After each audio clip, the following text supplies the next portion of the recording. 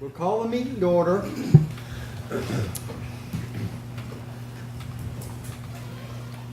Approval of the agenda. So moved. Second.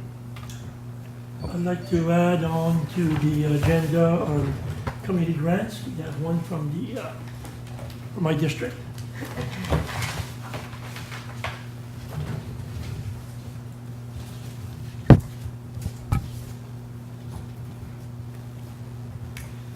Okay, that will be way down at the bottom, D. Very good. 13 15. second. Okay.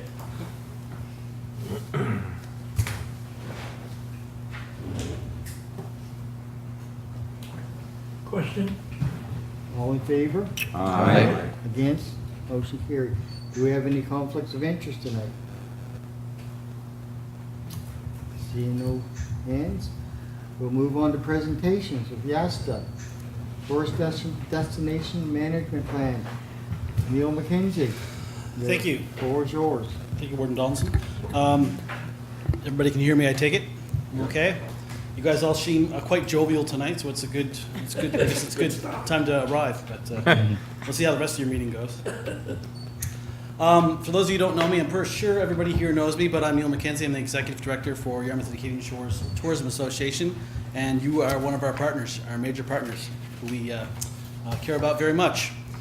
Tonight I'm going to quickly, as quickly as possible, and I'm on a timer here, go through our tourism destination management plan recommendations. Okay, so there's 18 overarching recommendations. 9 are short term, 9 are long term. But I'm just going to give you a little bit of a preface as to how we got to the plan, and then I'm going to quickly go through the recommendations and answer any questions I can after that. So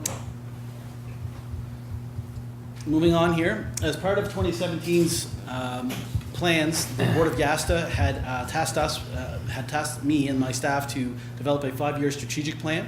In November of 2017, and after forging financial partnerships to enable the development of the plan, we started the process of finding a consultant who understood the market, certainly the landscape of our area, and the process of finding the consultant, and the market opportunities, and someone who we felt would give us the best roadmap to follow moving forward into 2018 into the future.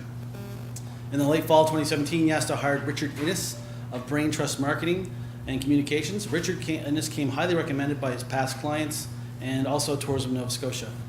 Richard, I felt immediately after a couple days, got a really good understanding of the landscape and our market and our opportunities here, and it was really great working with him. The YASTA Tourism Destination Management Plan is developed against the backdrop of growing and dynamic tourism marketplace. And this is a lot to say here, but in 2017, the province realized record levels of tourism visitation. And to capitalize on this growth of tourism worldwide, the Destination Management Plan is built on a tourism destination management model that suggests tourism destination management is a continuous process of understanding, coordinating, investing, developing, and marketing the tourism potential of a destination in ways that provides value to the visitors, communities, and businesses. This is a great shot of Tuscan Islands for any of you that don't know. It's one of our drone shots, actually. So what does that mean, what I just said there? That was a lot to take in. What that basically means is that the sites, which we have plenty of, and beautiful sites, aren't enough anymore. They alone aren't enough, okay? So we have to, travelers want to venture beyond the beaten path. They want to dive deeper into authentic local culture. They want to connect with people. They want to have memories that they go back with, and they want to have deep and connect in deep and meaningful ways. Certainly, traveling and finding your ancestors, things like that. These add to connections. They're not just looking for a museum to say, I went to this museum and stand in front of the door. They want to actually find out about their lineage, their heritage, all these things. So what was the process? So a thorough review of the tourism landscape on a global, national, provincial, regional, and Yarmouth and Acadian Shores specific basis was done. This also included consultation with tourism stakeholders. Throughout the region, YASTA held a series of discovery sessions, one-on-one interviews, and a series of group meetings to understand the needs of tourism stakeholders fully and validate the observations and findings identified through the planning process.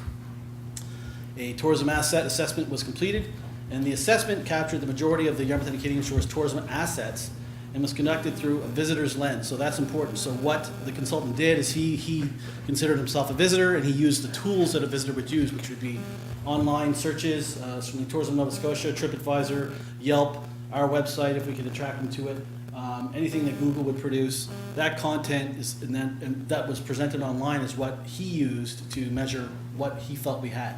That may not have been actually true. For example, we may have had more than one campground that he could find, but what was found online is what he used as his metric. So it's important, and that identified gaps, because that was important for us to see, okay, well, the visitors see this, but we actually have this. So, sorry, going back here.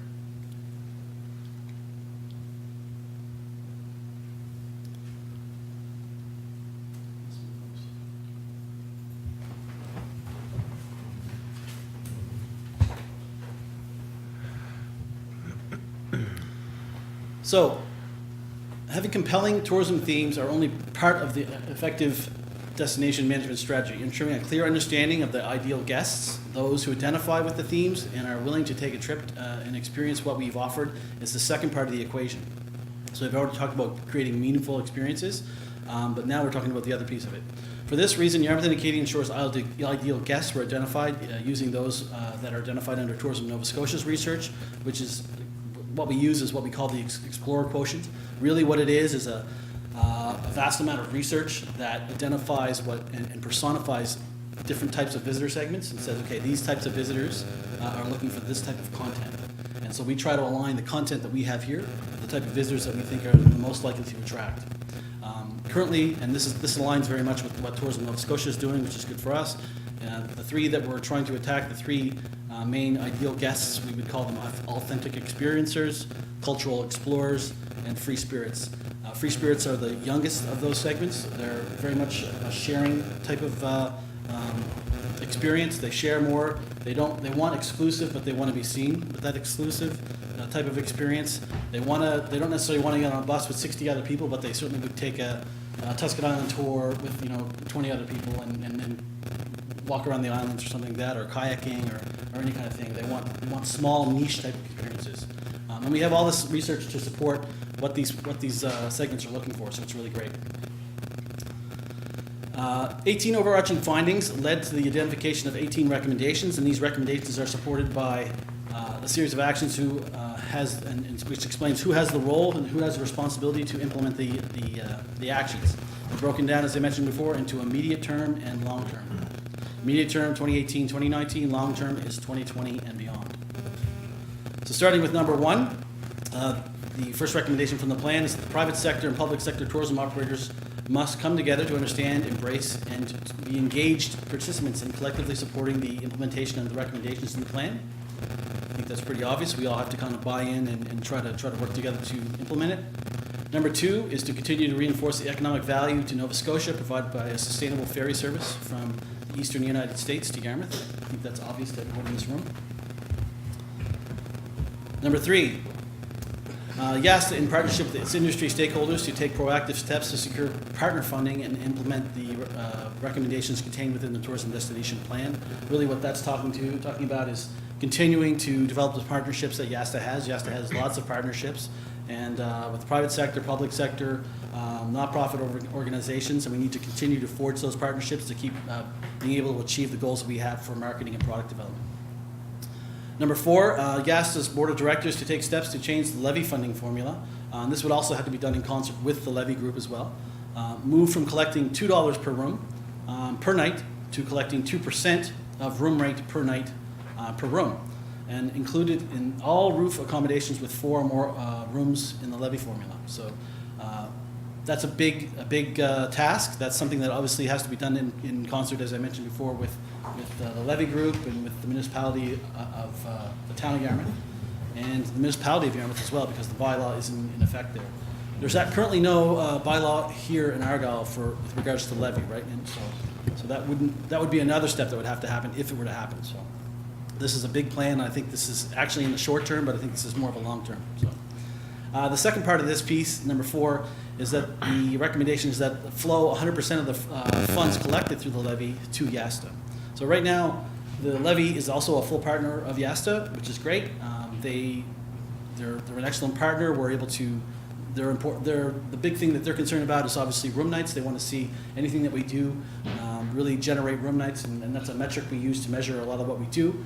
But currently they're collecting funds, and a portion of those funds aren't being used for the purpose that they're being collected for. There's nothing underhanded about it. It's just that all of it isn't being used for marketing or product development. So the recommendation here is that the levy consider using more of that money that they collect for the levy, and also that there would be more of it, because moving from $2 per room per night for 20 rooms down to 2% per night for 4 rooms or more would generate more revenue for the levy. So right now, occupancy in the summertime is 75%, for example, from June to September. It's quite high. Not all the times at 75%, but it can go as high as 75%. And the revenue per room is going up as well, but when we're only charging $2 per room, that revenue isn't going up. It's only staying at $2. So we're getting $2 for a room in January, and we're getting $2 for a room in August.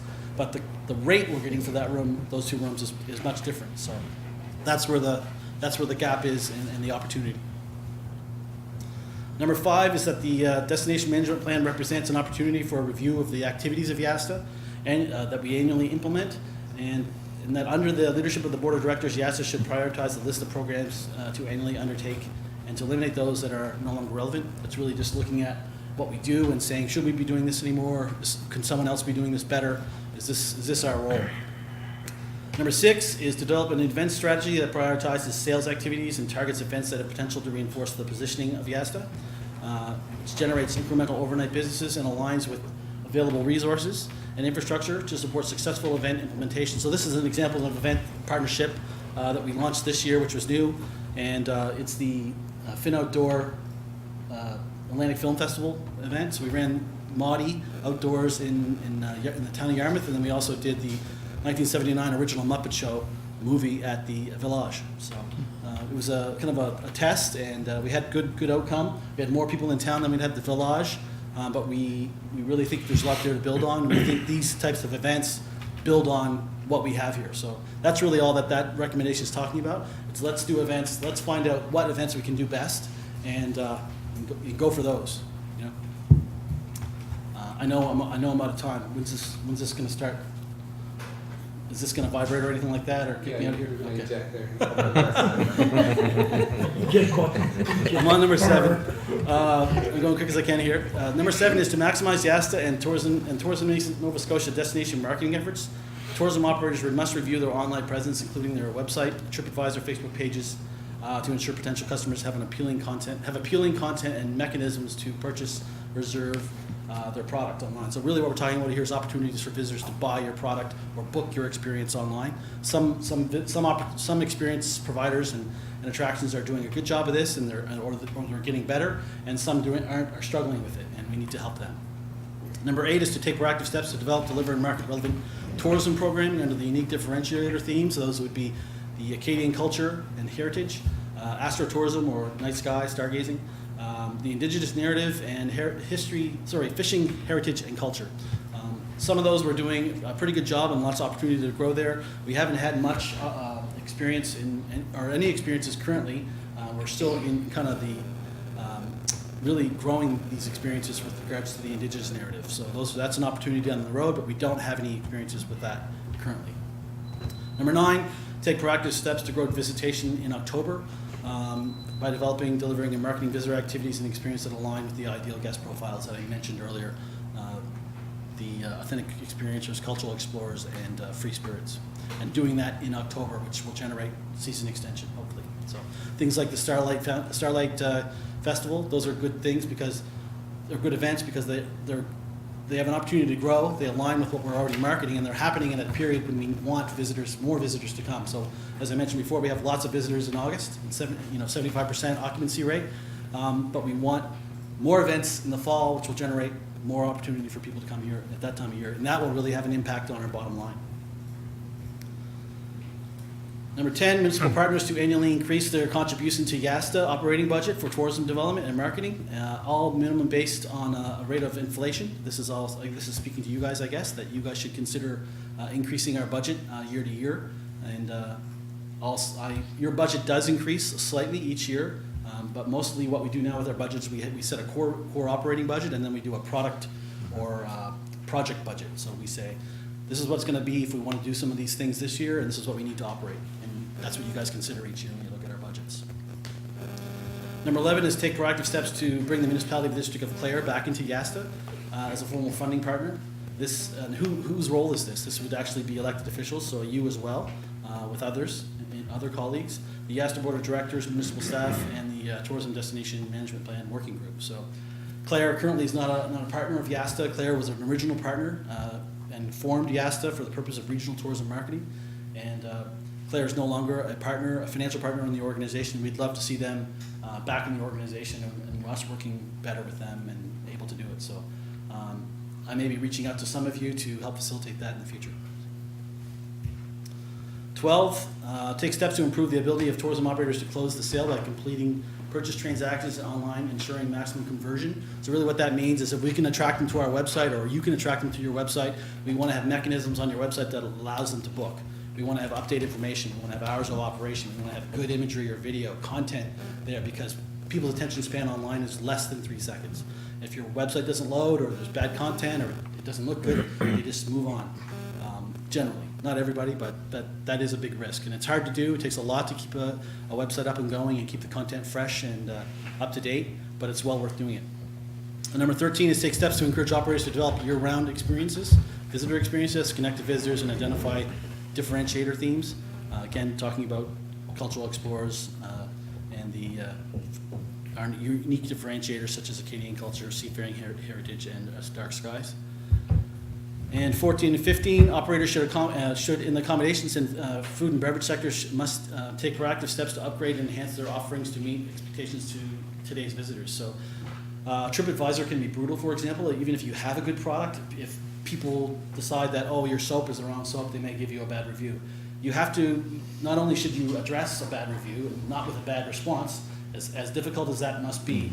I don't operate a hotel or a business, but I'm sure that if I did and I was doing my best and then I got one bad review, it would be difficult to be cordial to that person, but it is worth doing that. It is a challenge, but when we're talking about this, really what we'd love to see is hotels or motels or any kind of accommodation improve their, even if it wasn't necessarily their facade, but just improve their linens or their rooms in some way, just slight improvements. Just want to continually see improvement in the area with regards to our product.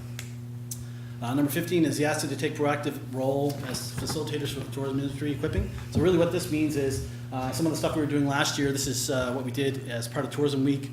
We ran a session at the Grand Hotel, half the day, and we invited tourism operators to come in, learn about what we're promoting, the marketing that we're doing, giving each other an opportunity to meet other tourism operators. And then the next day we actually put them on the bus and took them around to different regions, different experiences and attractions so that they could actually see, okay, here's what the Village is, here's what Cape Forshue is. And you'd be surprised, a lot of them actually hadn't ever been to them. But we want visitors, so when they go to the front desk of a hotel or a restaurant, and they ask a server, what is there to do around here? We don't want that person to say, well, I don't know, right? There's nothing to do here. We want to equip that person to be able to give out recommendations or that it's not that difficult. Like, we want to be able to equip that person to be able to do that. We don't want them to say, I don't know, and there's nothing to do. We want to be able to say, well, what do you like? Do you like craft beer? Or we have this. Do you like outdoor? Or you like kayaking? Or we have this. We want them to be able to recommend something, and it's better for all of us. And last year, YASTA should transition its role as a tourism industry advocate by facilitating a process that sees tourism leaders take a more prominent position in advocating for or against tourism industry issues at the government level.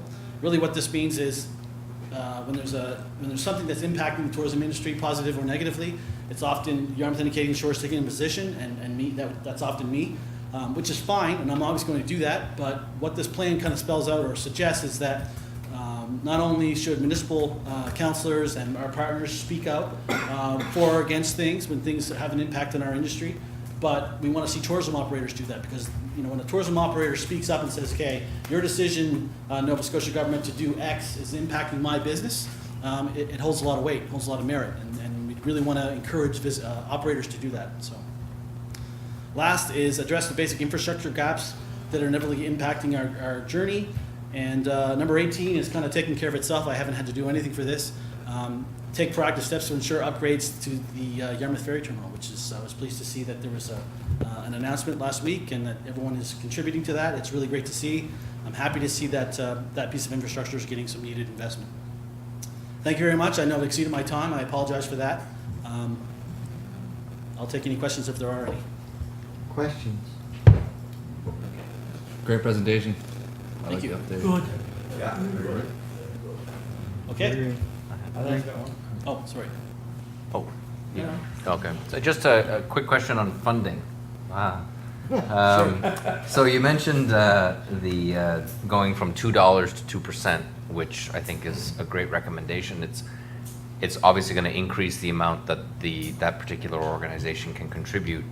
So because they're a one-quarter partner in YASTA, if we see an increase in funding in MAPLAC, which is the organization that is collecting that, what do you foresee the impact on core funding for the other three partners? I think this is about 4 steps down the road, that point. But if they were able to collect more funds from the levy, I don't know, if they hadn't, and they also agreed that all of those funds would flow into YASTA, it will definitely have an impact on what the amount of funding YASTA has. I don't know if that would immediately mean that, for example, our core partners would be able to contribute less or not. What we're doing now is based on the budget that we have. If we had more budget, we certainly can spend it more on marketing and more on product development. I would see it, if we were able to have more funds from the levy, I would see it as a tool to generate more tourism product that would generate room nights, would be where I would point that money. So I would say, let's say we have a Starlight experience that is at the Wedgeport Trail, and there's a platform down there, but maybe there's more infrastructure we can put there that would generate more people to come and do that experience, which in the end would generate more room nights for the hotels, right? So I'd love to see levy money put into product development, I guess is what I'm getting at.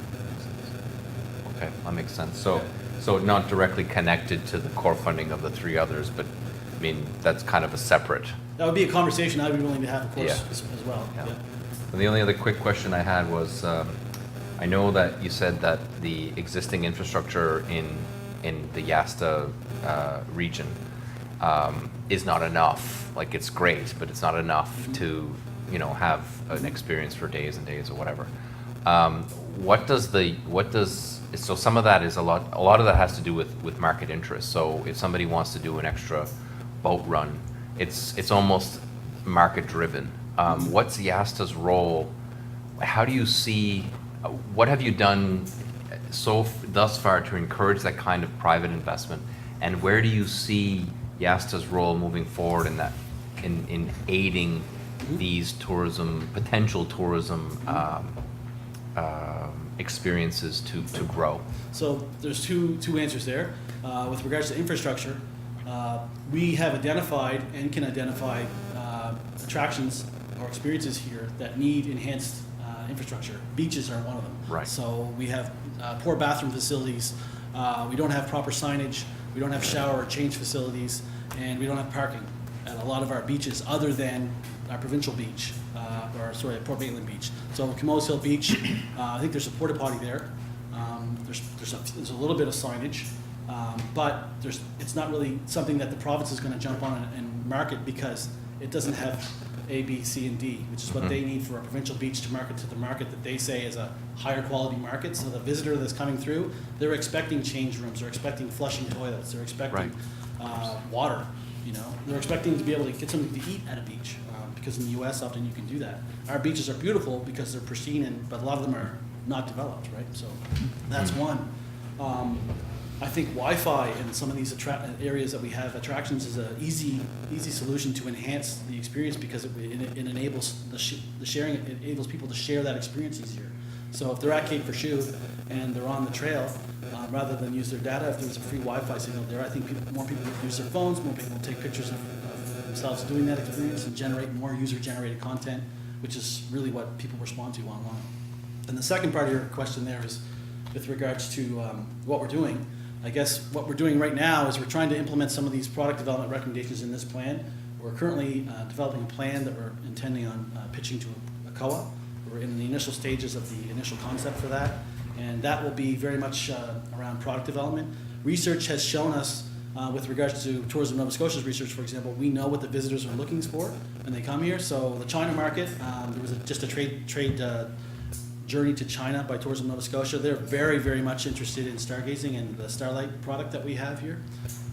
The U.S. market is very much interested in looking for things that we have. They want lobster.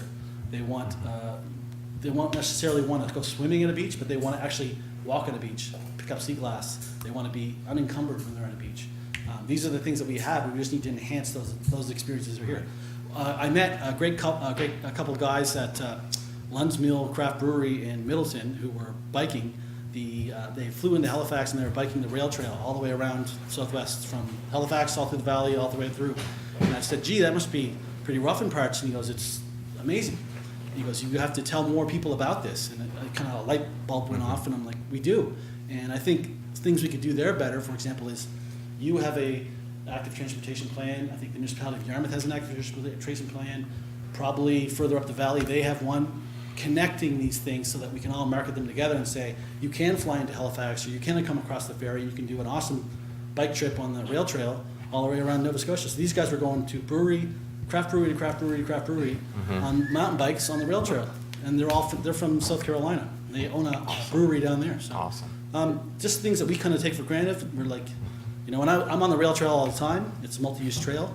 But I think that's an easy way to enhance the infrastructure. Let's connect them all. Let's get proper signage. Let's get some marketing around it, some photography, content. Build on it, right? That kind of thing. Thank you. Yep, you're welcome. Thank you, Neil. Any more questions? Very interesting. We'll just give him a second to gather up his equipment before we move on. You can say he's on the right track.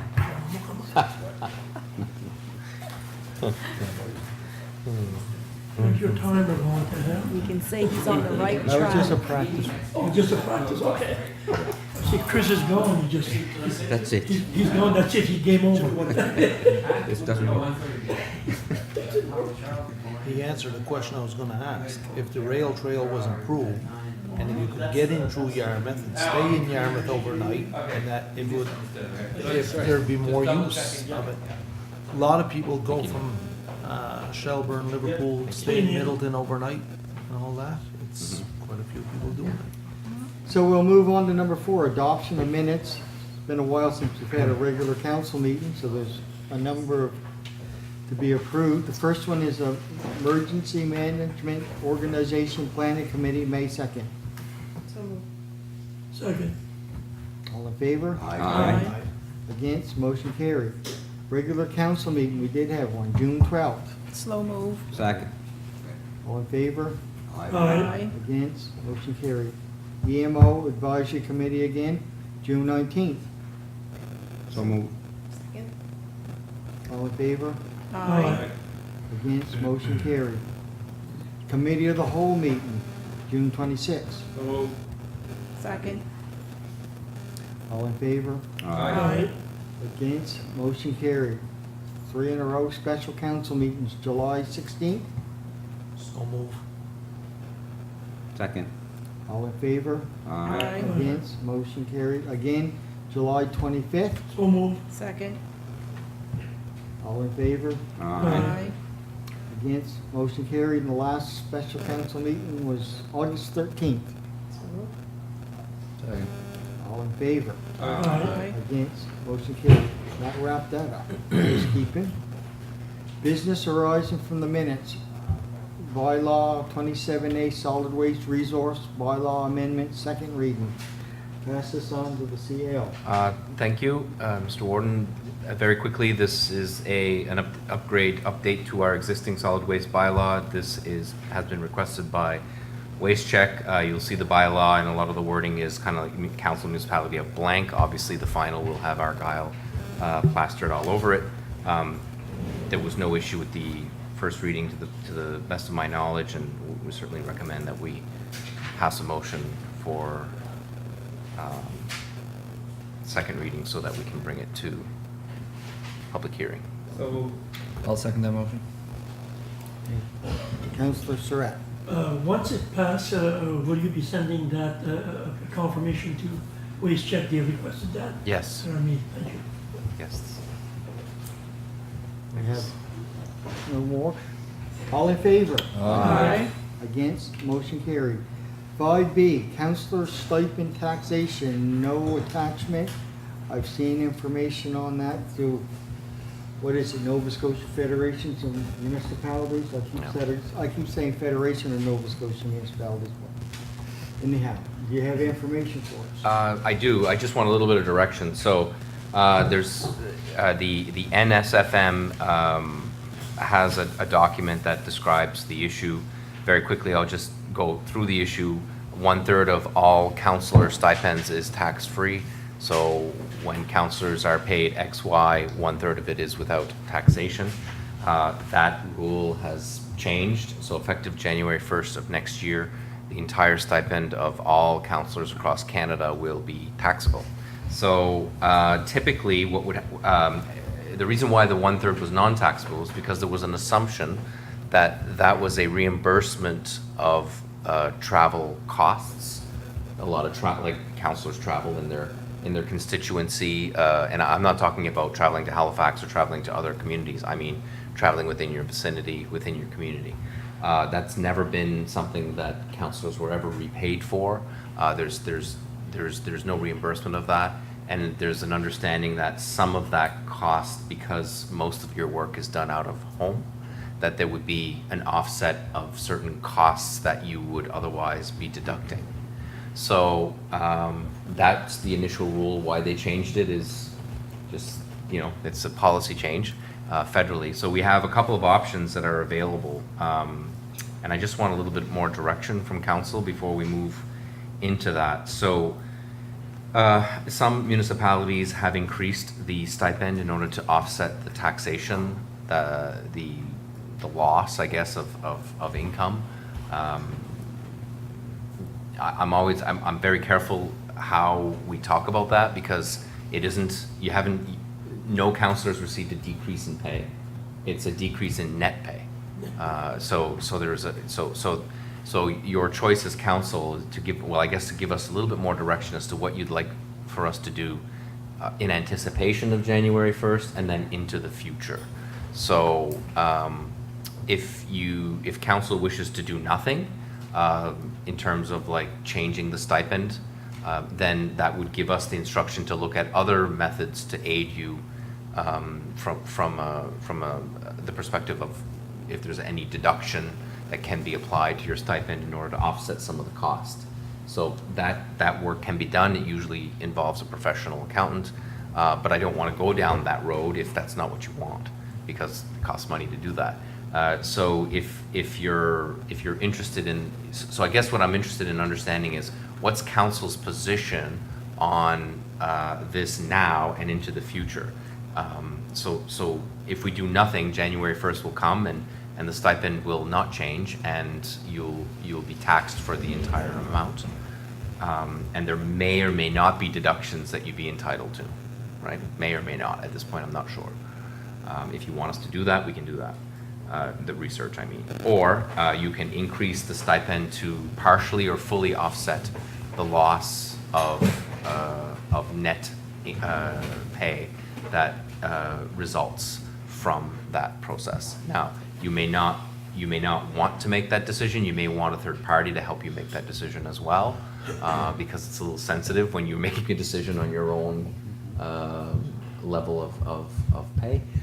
So I just, it's whatever, we just need a little bit more direction from council before we can inform or advise you correctly.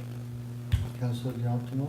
Okay, we're members of, I was going to say the UNSM, but now it's what, the Nova And the Scotia Federation. Federation of Municipalities, and also, since this is Canada-wide, the FCM, right? Shouldn't that, we're all members, so I guess not every municipality is, but most are, so shouldn't, would that be an avenue we could take to let them tackle it? They've been, so the NSFM has looked at this issue, and it's not comprehensive what they've done. What they've recommended is that municipal units shall or may increase the stipend in order to offset the loss. So keep in mind, the NSFM represents a variety of councillors with a variety of stipend amounts. So HRM, for instance, the stipend for a councillor might be $77,000. So a third of 77 is a big deal. Whereas most rural councillors, maybe part-time or the stipend is significantly lower than the HRM. And so the impact would be lower as well. So the NSFM takes a position, but it's difficult for them to take a position on behalf of all. I've asked the NSFM, which I've not received a response, to do the work, the taxation work on behalf of the municipalities, but I don't believe that they will be doing that. So we either talk to our neighbors and say, look, can we get some advice, and maybe get the advice amongst 5 or 6 units, or you could do that to get professional advice as to insofar as what options you might have as a councillor. But we do have like rural caucus, we have town caucus, we have, I don't know if there's city caucus or whatever it is, but, rural caucus would basically be in the same boat, wouldn't it? Yeah. Anyway, to me, for them to say, well, just raise your stipend is just the easy way out, as far as I'm concerned. But anyway, that's just my opinion. Yeah. If I may. From where I understood, we'll just use simple math, like $18,000 stipend. $6,000 of it is tax-free from federal and provincial taxes, right? Correct. So whatever the taxes would be on that $6,000 on top of the $12,000, wouldn't that be a reasonable amount to raise the stipend by? So let's say on $6,000, what would there be? $2,000 taxes? It depends on the marginal, you'd have to assume what the marginal tax rate is. So the actual impact on individual councillors would depend on what their income is. But you could make an assumption, and you could use a standard marginal rate of 30%. And so 30% might... Well, what is the lowest, 27? Yeah, I think it's yes, somewhere in that range. I think it's a little lower than that when you consider non-refundable tax credits, but because, like, if it was the only source of income for a councillor, Or you have to assume that, you can't. it's a considerably low rate of tax. So you could, it might be 10%, right? So, To me, that seems like the easiest way to tackle it. Same here. I think what you're saying, Richard, is right in line with what I was thinking. Right, if somebody makes $100,000 outside of council, you can't put their 1/3 up by 50% or more to cover what they've already paid in taxes. I think like you, Richard, that if I may, that never mind what individual people we do as work, to me it's got nothing to do with that at all. It's got to do with what we do here. And that's what I like to base it on, what's going on here, not what we do outside. right. For our work. And- Stick with that. And what Richard was saying is right where I think it should be going. That's my personal opinion. So, okay. You know. That's a Well, it. calculation. That was Yeah. based on stuff I read. Same here with NSFN. Yeah. That's what I read. So too. that's the way I understood it. Yeah. It would be a minimum raise, it'd just be enough to cover the taxes you're paying, and That's what you're getting. because, like you said, we wear our cars out, or I do within our own municipality, chasing around, and you don't deduct that as an expense, so, Whatever. yeah, so. Councillor LeBlanc? That's what my mother calls me. I'm sure she does. No. First off, I hate this topic because it was thrown upon us by not ourselves. It's a touchy topic, and it's never easy to discuss something when it's affecting you personally and it's public taxpayers' money. Again, I'm going to have to go against the grain.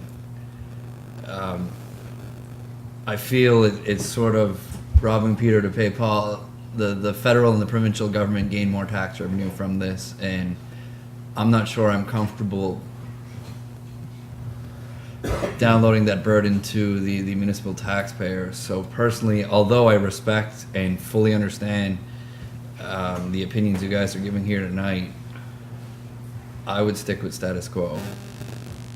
That's what I would personally do. However, I fully understand both sides of the story, and I almost feel torn 50-50, but that's the route I would vote for if it boils down to it, but not an easy decision. That's all. Yeah, well, mine wasn't an opinion, it was what I had read on the subject. NSFN, yeah, Yeah. that's what it was on there. Yeah. Sorry, and I sort of wasn't sure what you guys meant exactly. Was that a recommendation by them, a suggestion of sorts, or It was one way of looking at it. One way to look at it, is Okay. how you put it. Of different you could look at it options? this way. I didn't read clearly the memo, you guys. But either way, my opinion doesn't change. No decision has to be made on that tonight. No, absolutely not, and in fact, I This just, is something for us to think about. absolutely, like, I just want some form of direction, like, if you want me to dig in, how far, right? I mean, certainly, you know, your point on taking the lowest tax rate and applying it to the 1/3 stipend, that's an easy calculation, we can do that, we can show you what the cost would be, what the cost would be to municipality, like, it's an easy calc. We can do that for the next meeting if that's what you'd like to do, and then you can make a decision that's more informed in terms of like what that might look like, right? It's one thing to talk about it, and it's another thing to see the numbers. So if that's something that you want me to do, I can certainly do that on your behalf. And I certainly suggest that to all councillors around the table here to go on the NSFN website and have a look. Mm. You know, I certainly suggest that to all. But I know with your accounting background, is there any, I guess I'm just thinking about those expenses, like, you know, we use cell phones or phones for communication, Steady. there is, computers, whatever, right?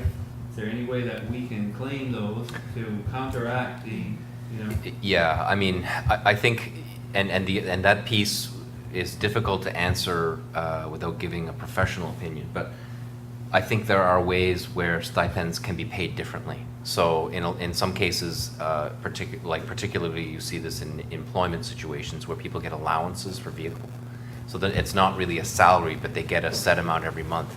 Well, in order to do that, if you get an allowance of that nature that's not based on mileage reimbursement, it's considered income. And so because it's considered income, you can offset that income by your expenses that relate to that income. So there are ways to do things slightly different. However, I don't want to do that hard analysis if council says I don't want anything to change, right? Because then I'm just not really representing you properly. I think the short answer to your question is yes, there are deductibility possibilities that you do not have now. Legally?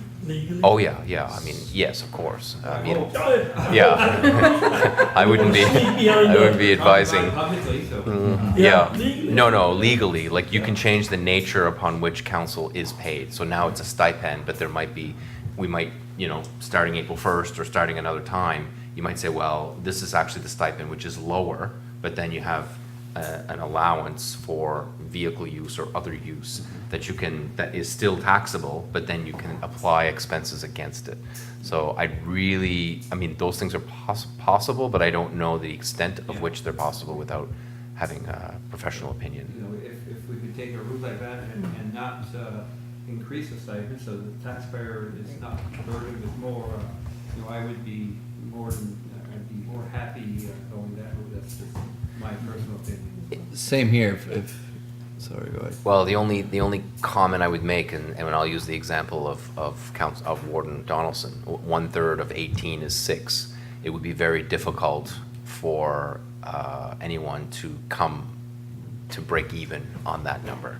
That's a big number, right? So you wouldn't be able to. I can't see a situation where you'd have that much deductions Right. to offset it entirely. Yeah. You could partially offset it, Totally right. and an allowance the allowance may not be that high. The allowance has to be reasonable. So there's, anyway, if We you have want. stuff we give to staff, that staff, if they're using their vehicles or anything like that, I feel as a councillor, if we've been cut back, there's gonna be stuff to come back to us that we're using, you know? I mean, staff gets paid for, we're councillors. Yes, You know, we so, do the same thing. so right now, the only reimbursement you get for travel is travel outside of your region. And you get it on a per kilometer basis, just like staff would get it. And if it's per kilometer basis and the kilometer use, the percentage or the mileage rate that is used is reasonable, it's non-taxable. So if you're using it for business purposes and you're using a reasonable rate, it's non-taxable. So anyway, if you want me to delve into that, I can, but I just, Sounds too complicated. well, To me too. well, it's, we can delve into it and determine what your options might be. Which is something I would do anyway, but I don't want to do that if you just want to leave it status quo. That's the only point I was making. We could always have a tax person come in and talk to us, I mean, if we so chose, you know? Yeah, I mean, At the end of the day, it's just advice. Councillor, But getting into, if you're gonna be getting an allowance for some of this stuff, chances are you'd have to be getting into like keeping a log of your mileage, You do. keeping a log. You do. of- Exactly. That's what you do. Your time spent on your phone as to opposed, you know, if you're using it 30% for councillor business or whatever, and Yeah. be a lot more. It's a hassle. Exactly, there's more exactly. administrative burden on you as Exactly. councillors Sure. to prove the number. Big I've had to time. do that my whole career with the department. So, And then you get audited because they don't agree with what Exactly. you submitted, and it's a hassle. For the Exactly. amount, if we were looking at something like HRM, yes, I mean, you know, that's a big, in our case here, it's gonna make a little difference, but it's not gonna make a significant difference because it's only a third of a very short, very small amount to scale. Could you check with what other, I would sort of give this direction, the other councils will wait, what the other councils are doing? I certainly would like to know, I- in our area, Barrington, Declare. I can certainly, if Certainly that's a like to know. direction that you want me to do in terms of research, I think that's an excellent suggestion, councillor, I can do that. I would like that, just. No, I agree with that. Other local units. And bring back, you know, this, So, probably the whole world. and I know we're not making a decision tonight, so just in the interest of speeding up the discussion, so other local units, what are they doing? Number two would be, what does it look like to apply the minimum income tax rate That's right. Very on good. that 1/3? Very good. I can do that, and then what I will also do is try to, and I'll stop there, and then if you want me to take a look in the future around other ways to deduct, that's kind of like a secondary issue. So the two things, minimum tax rates and what are other local units doing for now, Yes. is the direction I'm getting. and just to comment, I mean, all of us do a lot of running around with our personal vehicle within our own municipality that we don't receive mileage for. I don't know if the public realizes that. For example, yesterday, Chris had a letter that needed to be signed. I was at work, I punched out of work, drove from Lower East Pubnico, drove to Tuscan, signed the letter, drove back to Lower East Pubnico, punched back into work. So you lose an hour's work at least, and you spent your own gas money coming and going, so with no mileage reimbursement. So this 1/3 that their federal government is taking away, I mean, I'm almost sure everybody gobbles that up in personal expenses, so, Other questions? it's either, anyhow, we'll move on. Councilors report, we'll start. Councilor Dion-Tamont, tonight if there's anything. Yeah, I do. Just wanted to talk a little bit about, I say we, but I think the municipality set up a well on the, I guess, the Dennis Point Road. I think it's Dennis Point or Dontremont. Which one is it, Glenn? Dontremont. Okay, Dontremont that continues, yeah, where the Captain Choice has their office there, so the pump comes from where, just so I'm clear? From Quinnen. So the pump that they put in came from Quinnen? Yeah, I believe it may come from the fire department. Okay, anyway, so it was put inside the, down the well, and just have to go there with, there's a plug that you plug and it's an electric pump. And people have been filling their tanks left and right, so it's been good. So that we don't have an attendant, or don't need an attendant, because we had already discussed, I think, on Right. Saturday, Councillor Surratt and Digdon about hiring somebody, because, you know, we really needed probably somebody there full-time. With this setup, we don't have to hire anyone, which is great. Another subject I wanted to talk about is I recently was involved with helping DNR, Department of Natural Resources, with a fire that was on the island, we call it La Grosse Ile, which is in Pubnico Harbor, right across from the east of the Acadian village. There's a fire that was started somehow. We don't know how. We can speculate, but we're not going to. And it was just a patch about the size of, well, a little bit bigger than this room that was burning in the ground, and we had to go out. We went out twice with pumps to put the fire out. And the soil, you know, I've never been, I'm not a firefighter and haven't been on too many scenes of fires, but when they initially showed up with the hose and the waters, it was salt water because it's in the harbor, the soil was so dry that it was, when they started squirting, it was just basically dust flying everywhere until they could get, you know, moisture in the soil, and finally they could soak it in. It's, you know, really dry out. And so that was the first time, and we went again to check, and there was still smoke. So called the DNR person from East Kent to come and put some more water. Anyway, the fire now is officially out, but this afternoon it smelled like there was one burning somewhere in Woods Harbor. It was southeasterly wind, and you could smell the smoke. So just I guess to tell the residents to be very cognizant of fires. It's dry, it'll burn. I think we've been lucky so far. But be very careful out there. Thank you. Councillor Albright? Yes. Had some EMO discussions, so meetings with EMO about the water situation, and the press release has come out. And I had a question about that. So there are a few locations where residents can go get water at the moment. Nashapa Carl's store, and there's in Pubnico as well. Somebody asked me in my district if they're going to be expanding that. Do you know, CAO Muse, if they're going to be expanding locations where you can get water? Because I had, the question came up, is somebody in Lower Eelbrook, like if you're, for example, a senior in Lower Eelbrook, even just going to Carl's store in Tuscany is a bit of a distance. They wondered if, for example, before there was at Malcolm's store you could pick up water, they wondered if there was going to be any plan to kind of expand any locations. I think I'll defer that to Chris because he's closer to Janine on Okay. that matter. I can say that Janine is always looking to expand services. It just depends on a lot of factors, including the resources that we have Right. in volunteers and their ability to either deliver that water or have someone there ready. But we're always looking at different ways and different places we can put water and supply water. So I know for a fact that fire department and East Kemptville have been targeted by Janine as places she wants to bring water. Okay. So looking out at Facebook is the best way to get the most up-to-date information. Then when we gather 3 or 4 new assistants we're doing, we issue a press release. So sometimes it's a week between a press release, but on Facebook we're constantly updating on new systems. So I would suggest to your residents to look there Okay. in the coming week for an update on that. Okay, thank you.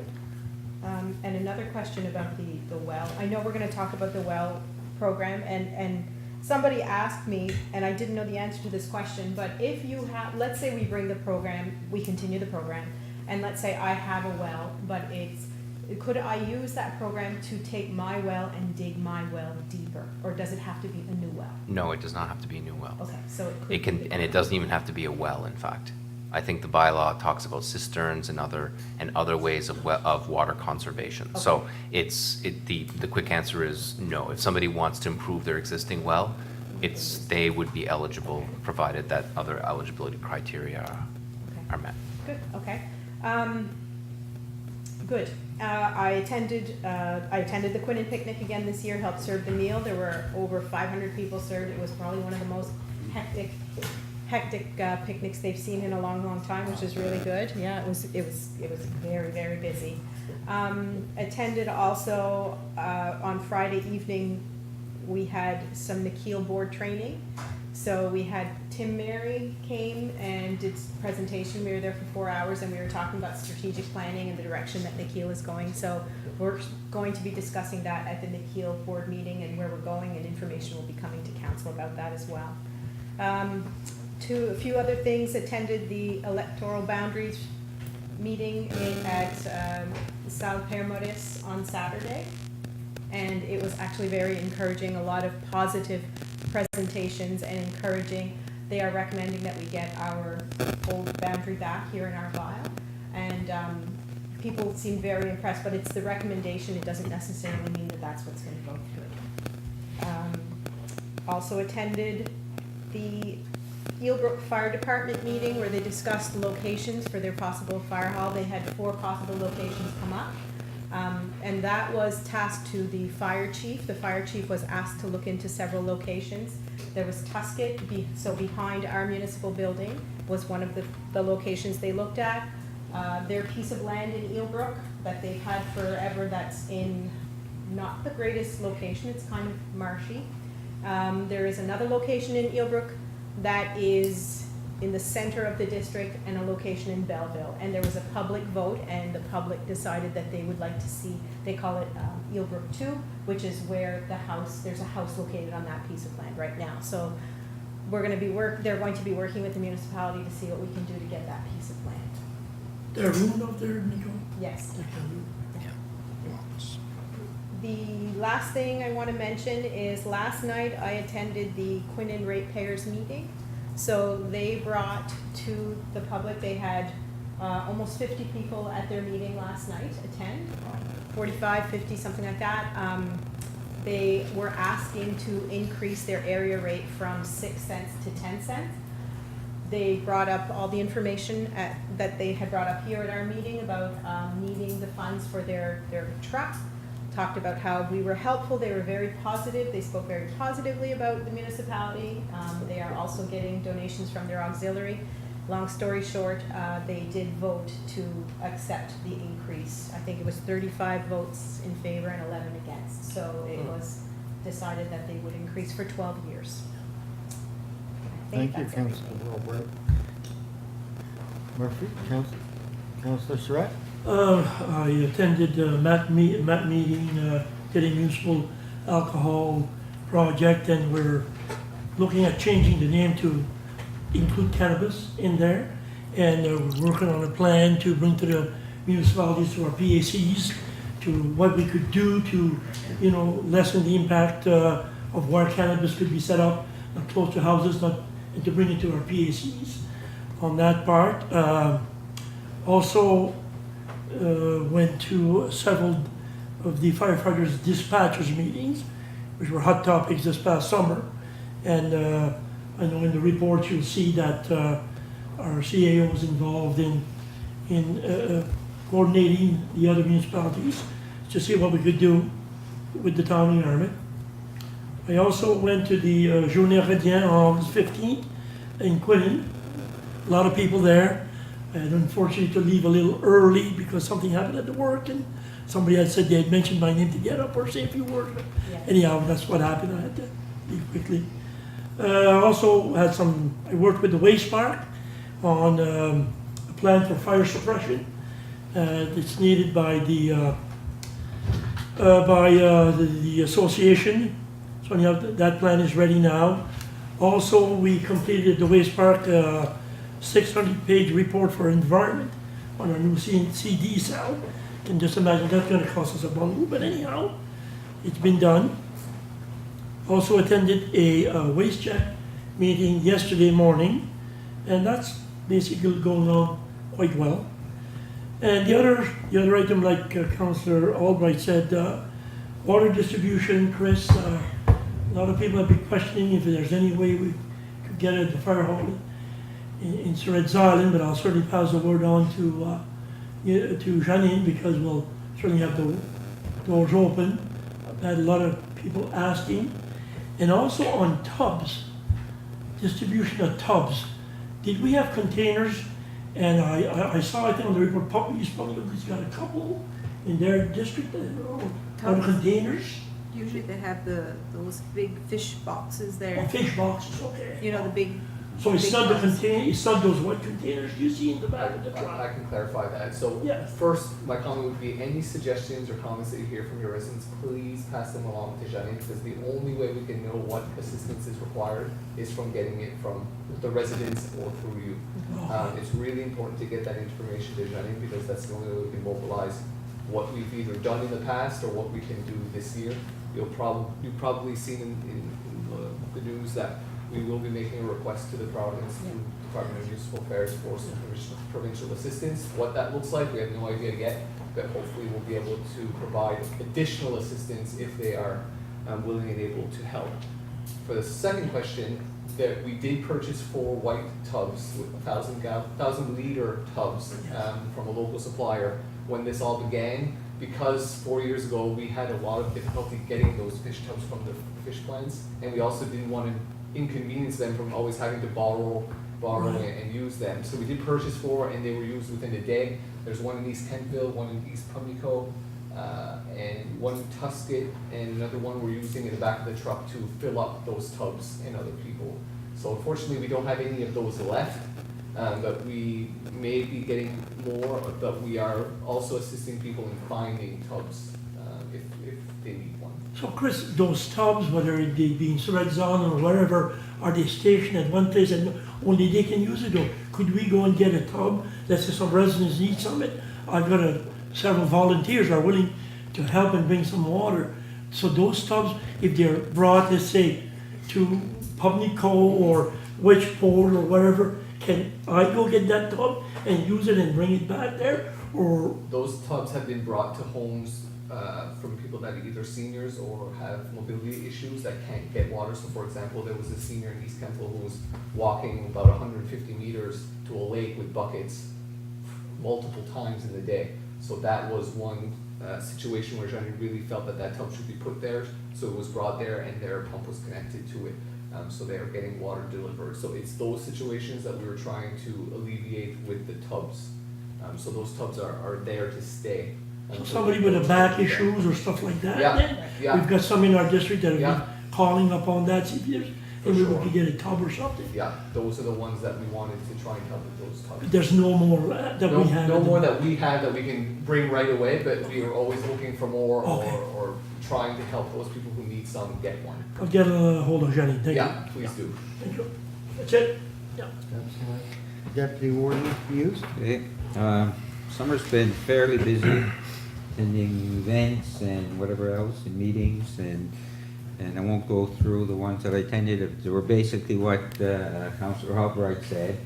I gave a presentation at the, CAO Muse and myself gave a presentation at the Boundary Commission. We did that again. We changed it a bit because once we saw what the recommendations were, then we geared towards the recommendations, right? Rather than go there and try to convince them to make recommendations that we wanted. They already had done that. So anyway, so yes, the one event that I didn't go, and I missed it at the tuna closing. I'm usually there. I couldn't make it this time. I was speaking with Raymond, and he said, you know, he looked for someone from the municipality anyway. He looked for myself to see if we were there. It would be good if they were to send an invitation, I think, right? Because they just kind of assume that somebody's going to be there. And the last few years I have been, and I have present, you know, given just on behalf of the municipality. But anyway, I kind of apologize to him for not being there, because he said it's not to have a municipality because we fund and it's good to have someone there. Anyway. I should clarify on that. I Yes. did get an invitation. Oh, you did get an invitation? And I couldn't make it, and it's my fault that I didn't let you know. Oh, okay. I didn't realize that there was an invitation, because I never got an invitation before. I just happened to be there, and he come to me and said, would you give something? Great time. Yeah. So anyway, back to the water, I guess, and I did write to Janine on this. I don't know what the decision has been. I'm getting calls about the showers, where they're only in Yarmouth, basically, or Yeah. Pubnico, and they're finding the local, because we had other schools last time, Yes. and they're wondering if we're gonna have the local schools to at least offer, so that makes it a little easier for the people from this area. But I did, Janine knows about this. Yeah, and I do have an update on that. Obviously, the challenge of last week and the first week of school, it was hard to get some answers from Yes. some principals and administration, but we were able to reach out to Paramba and Drumlin. I know Drumlin, just this afternoon, said it was okay to use it certain times of the week during the evening. I'll let Janine publish that information, the exact details. And Paramba, we're still waiting for a response, but she Okay. did contact those two schools. Belleville, we did use last time, their showers were a bit inoperable, but we can look at it again just because they don't use them on the general basis. Most of the elementary schools have one or two shower that they use for storage, usually, they don't use to wash. But we have, in Pubnico, for example, either made them operable or got shower curtains and fitted them out so that they can be used. But I know for sure Drummond and Paraba have been contacted, and hopefully in the near future, people will be able to use them. Okay, and that will be published, and Of as soon course. as I know, I will let these people that called me, Yeah. I'll make sure that they know about it. A question on the water bins that we have, that's not drinking water though, is it? Or is it? Pardon me?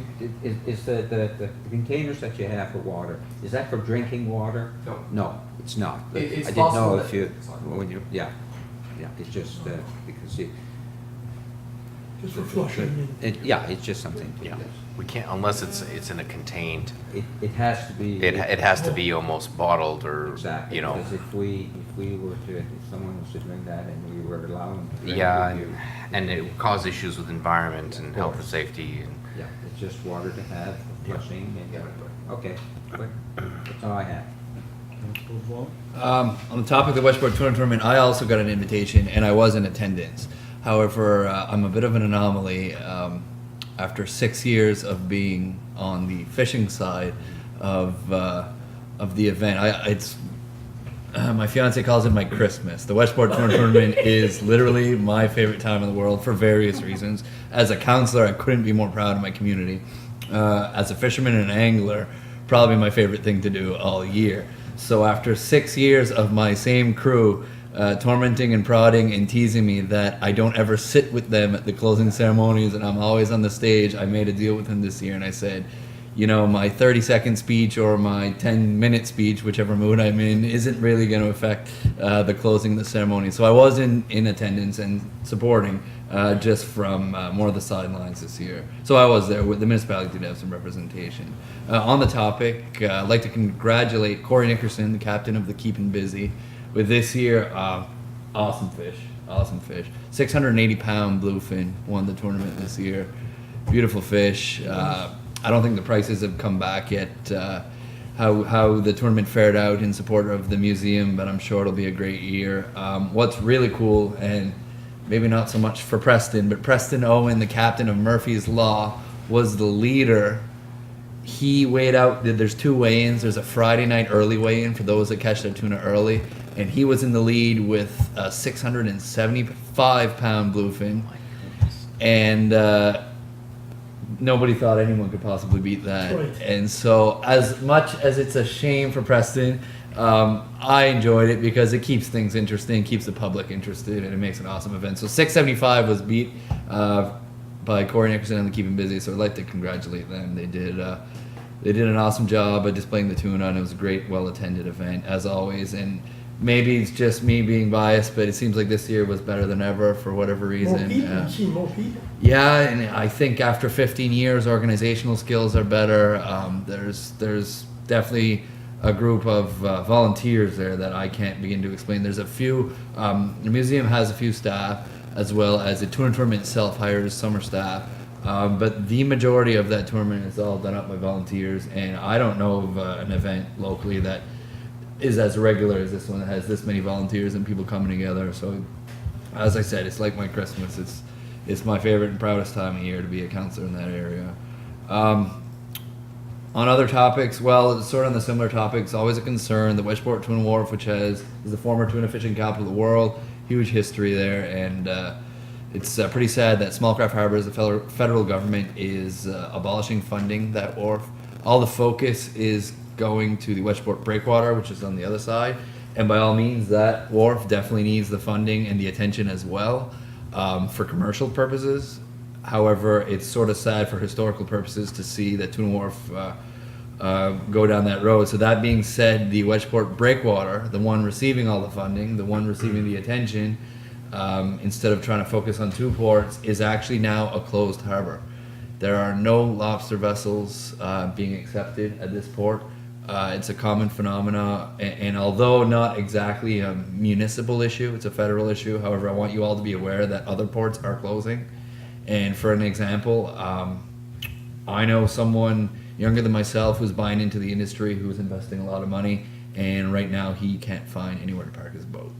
So it's a growing concern that industry is changing quicker than the funding model is changing. For example, our wharf is the same size it's been for the past 35 years. The boats are double the size. That's right. Right? So it's not that it's a complicated issue. It's just it's an issue that a lot of money needs to be thrown at, and it's regionally, not just Wedgeport. I know it's in the staff report, but the Wedgeport wastewater project's coming to an end. We've mentioned this before, and I just want you all to be aware. You may have heard a few negative spins on the project, but I just want to clarify that the project itself, the initiative, and what it's doing. Likely to the drinking water and the water, the smell issues and the visual issues that come with having inadequate systems. The program has been amazingly accepted. Everyone's been extremely happy with how the program was funded, how it turned out, the cost. At least this is what I'm hearing. I mean, staff may have variances, but I'm pretty sure we're hearing likely the same things. However, moving into the future, when we attack, let's say, phase 2, I feel like we've learned a few things on communication with the finished product of the lawns. There's been variances, and every situation is sort of unique. Some are just different quality in neighbors' products, maybe from different companies or different timelines. The systems that were tackled earlier in the summer of 2017, we had rain, we had things to work with, we had better weather.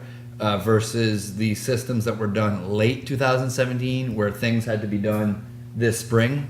Well, I mean, we all know we're talking about the water issues and the dryness. There's been, but I feel like it was a learning curve, and I regret the people that were involved that had to be the ones that were the guinea pigs for this learning curve. But in the future, communication with the final product, communication with the contractors is key, and a little bit of luck with weather, because it's a huge factor. But anyway, that was in the staff report, which I'm sure we'll get to. We have the same. I'm not going to talk on the water issues anymore. Same questions in Wedgeport, same issues. Up until now, I've been repeating. Wedgeport has not been talking to me. I haven't heard issues. No one's been saying anything. And about a week and a half ago, 2 weeks to a week and a half ago, the call's been starting. Oh, yeah. Same as all of you. I'm not going to get into individual cases. Been talking to a lot of firefighters with dispatch issues. I'm sure you've all been as well. And talking to the Wedgeport Fire Department that they could use a generator upgrade. One of the significant things they said is the size of the doors at the Wedgeport Fire Hall takes about 10 minutes to open them by hand if there's no power. And the current generator doesn't have enough juice, basically, to operate those doors. So not a pressing issue, but a concerning issue that they're looking at. So they mentioned that to myself. Thanks. That's it. Councillor Bolt? Yes. I had a busy summer as well. Just to name a few places that I went, Yarmouth Industrial Commission, attended dispatch meetings as well, went to the federal announcement at Dennis Point, electoral boundary commission, and this summer as well I went to a doctor recruitment meeting in Halifax, and that was very informative. A lot of issues is not only around here that we don't have doctors down there. They're having in Dartmouth. There's one clinic. I think there's 3 doctors that could retire. So 3 doctors and 1 clinic's a lot, so it's just one of the issues they have. They're trying to figure out what to do. So I guess we met with a whole variety of different sectors in the health department. So we heard a little bit of everything. Water issue, of course. Just wanted to mention that the East Pubnico Fire Department is going to be opening their doors from 8 in the morning till 8 at night. You can go take a shower. They've installed a washer. You can go wash your clothes. They are giving out water as well. So that's a service that anybody wants, they can go. And that's all I have to say. Thank you. I talked to Joe. East Pubnico stepped right up. Good to see. Councillor Digdon? Thank you. Attended the Indigenous Peoples' Day at the Musée, July 1st celebrations at the Musée in Village. Attended 20-year anniversary of the Research Center at the Musée. Attended National Acadian Day. Also attended various festivals throughout the municipality and EMO and dispatch meetings. Chopped Argyle, that's grown each year down Pubnico. It's what little evening that the recreation department puts on, and that to do with food, and I get along quite well in there, and that's no problem there. The well down Dennis Point, or I should say D'Entremont Road, 150 D'Entremont Road. I heard the other day that Mike D'Entremont, or as I've referred to him here before, Micah Hun, had a well down there with a lot of water. And so I gave him a call and asked him if he thought it would be available. And he said, yes, by all means. So then I called Janine right away. And Janine got right onto it. And she brought me down a pump actually Sunday morning at 11 o'clock. And before that, she was out to East Kemp the same morning. So I think Janine should be recognized. She's been really working hard through this, really. And she's getting calls from all across the municipality there now. And that was a lot of concern, so she's definitely, you know, staying on top of it. And a little further though, with Mike, I was talking with him today, and this well that he has down there, right now it's only a temporary setup that we have as far as a pump in the well, and when the people go down to get the water, they just plug in the extension cord and fill up their containers, whatever the case may be.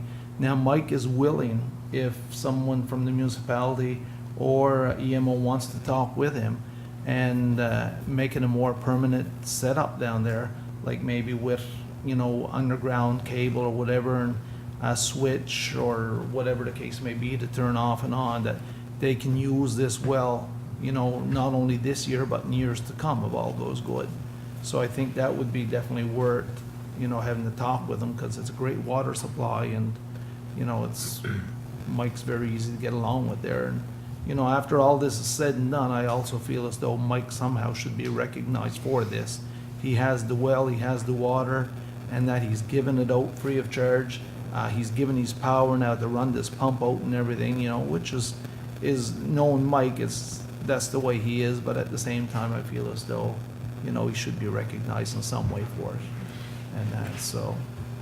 And I think really that we may have to, as a municipality, start looking long-term with some of this stuff, because according to the climatologist, these summers that we're having here now, we are going to be having more of them. So as far as getting showers around the municipality somewheres, or washing machines, because I know that's another thing.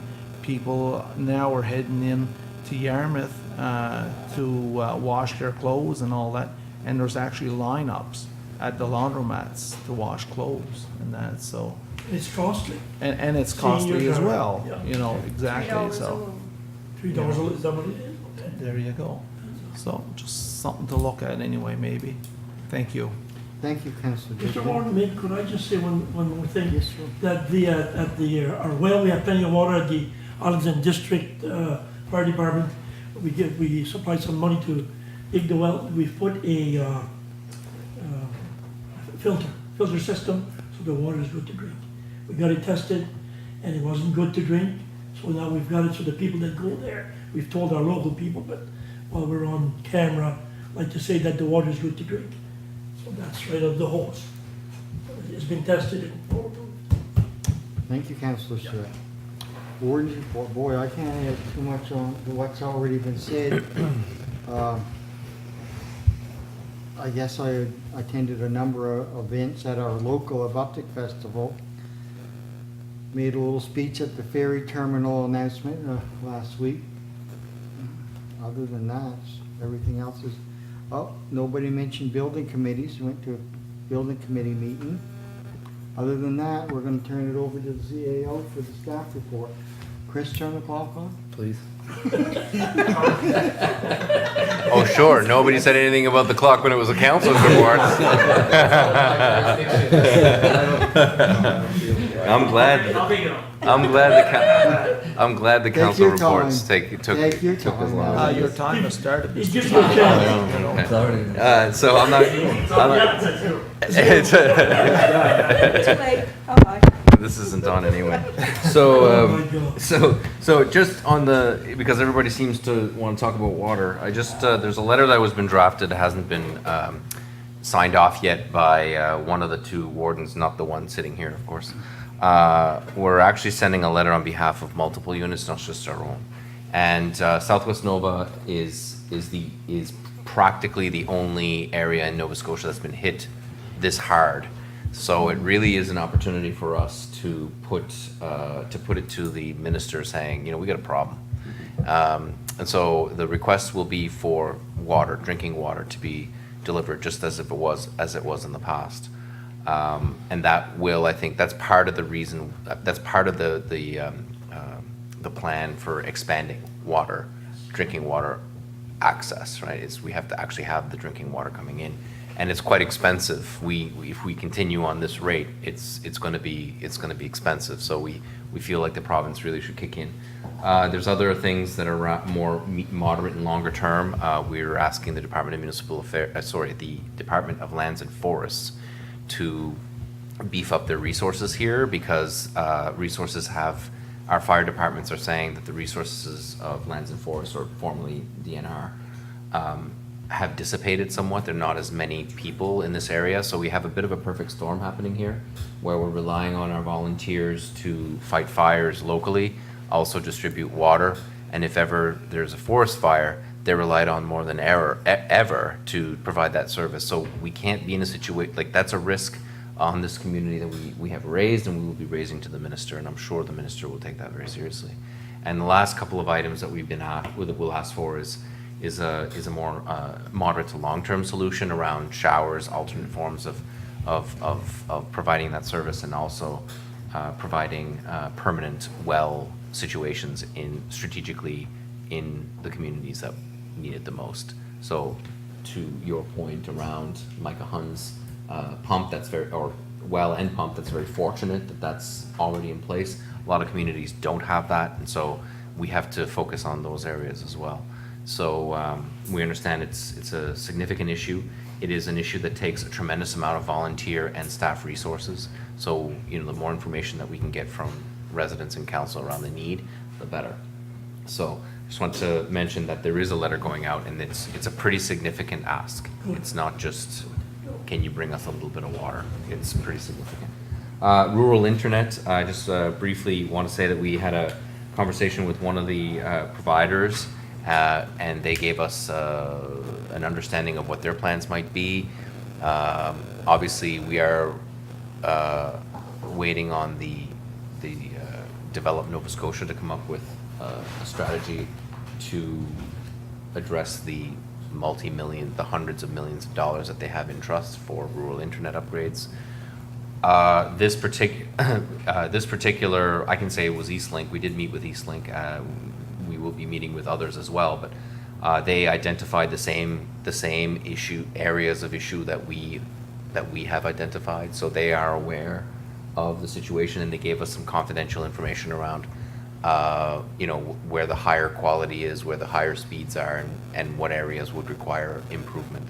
So they have a pretty good idea what that stuff costs as well. So I think any solution we have, what we know today is that we can't approach it without an ISP, without an internet service provider. So we have to partner with one or both or all or whatever, to address the situation properly. So this is an item that will be quite expensive if municipalities are asked to contribute a significant amount. It is not a small endeavor. So I just want everybody to know that that is on your capital investment plan for the future. We just don't know when it's going to happen. We do know that the province is committed to making it better, and we don't know what the federal government is going to do just yet for this area. Very quickly, I wanted to mention Brad Fulton. This is not in my report. Brad Fulton gave his resignation,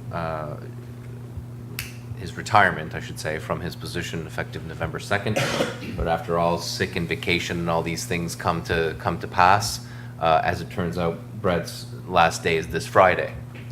So, and so there was some jigging around in some of the vacations and all that stuff. But all that to be said, I just want to take a moment to describe the impact that Brad had on the area.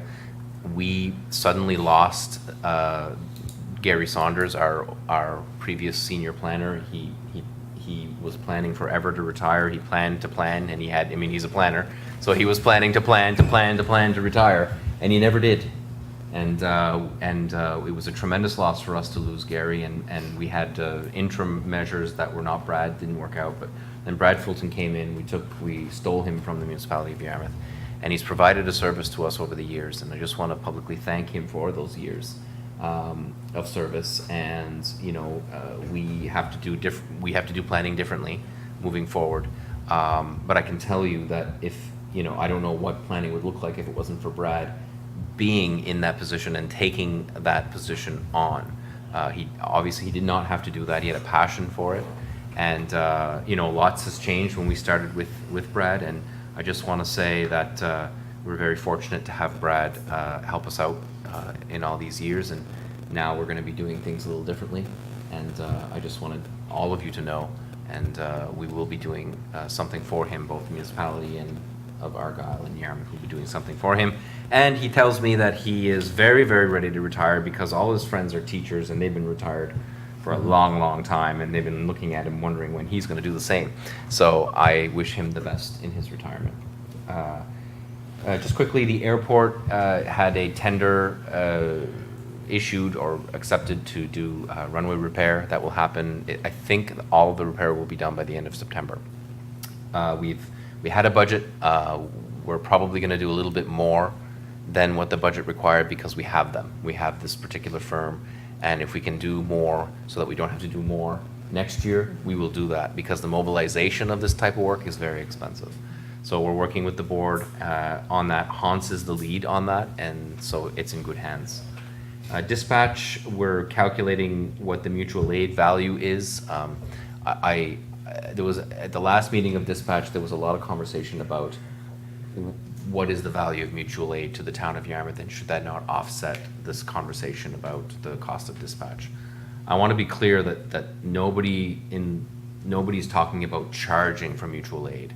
I don't think nobody believes that to be the solution, but it's a recognition that there's a value there, and how does that add to the conversation? So I'm doing the math on that, and so we'll see what happens there.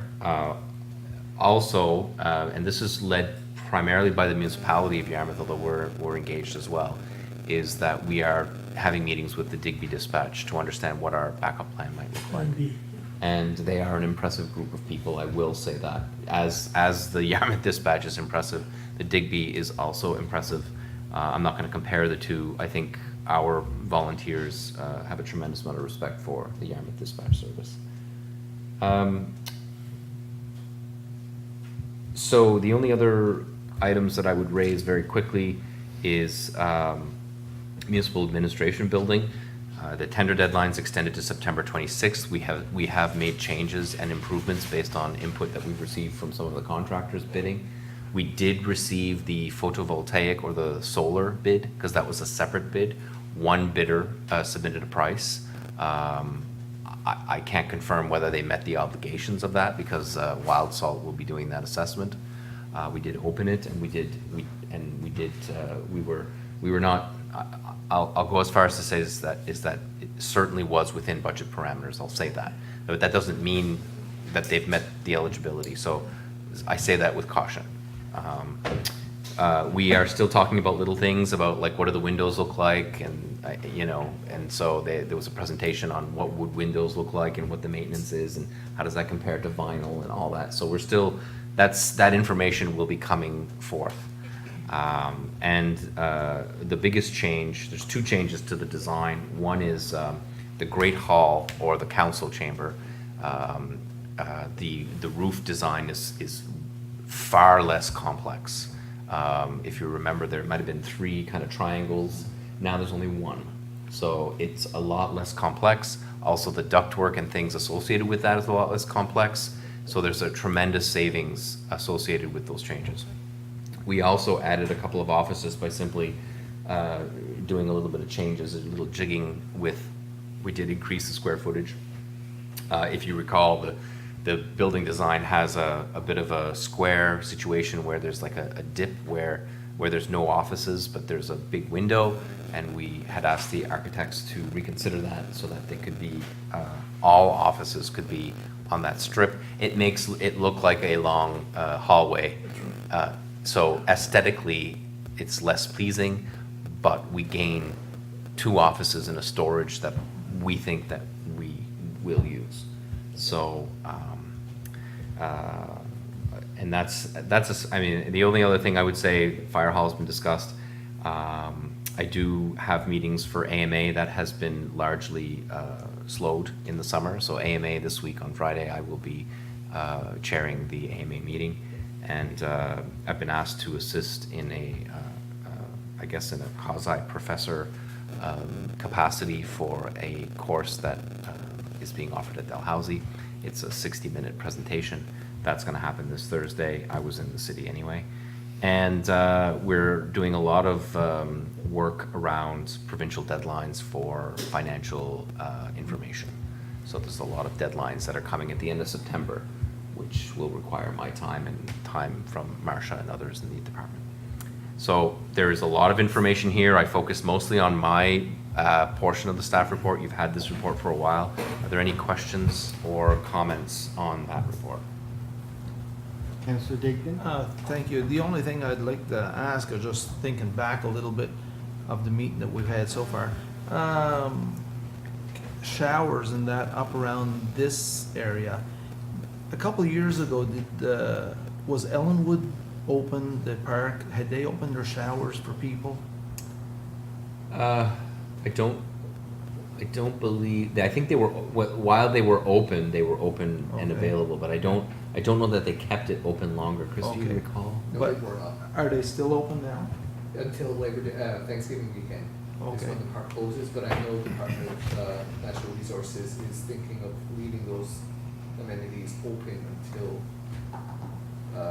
the dryness would go away, but there's nothing confirmed there. Okay. I was just wondering if it was something we could look into for another avenue for people to go and have showers. Absolutely, and we think there's opportunity, conversations with Lands and Forests around, potentially looking at Glenwood, at the Glenwood Park, and see what else could happen there, because there are certain amenities that are not there presently that perhaps we should be looking at, because that's a well-located area, and as long as the park is open, we might be able to use it for those purposes. But that is beyond our control. Thank you. Councillor Surratt? A question that some people have been asking on the dispatch is the letter that we are sending for extension on that deadline, which is September 24th with Yarmouth.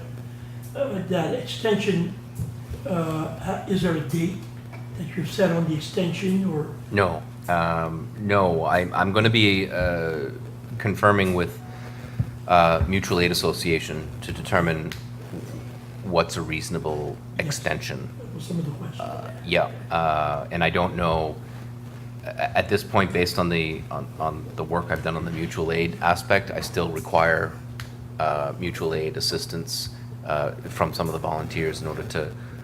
They have to see what I see, and they have to be in a situation where they can comment appropriately before it gets sent. Yeah. That answers that. Yeah. Thank you, Councillor Surratt. Any more question on the staff report?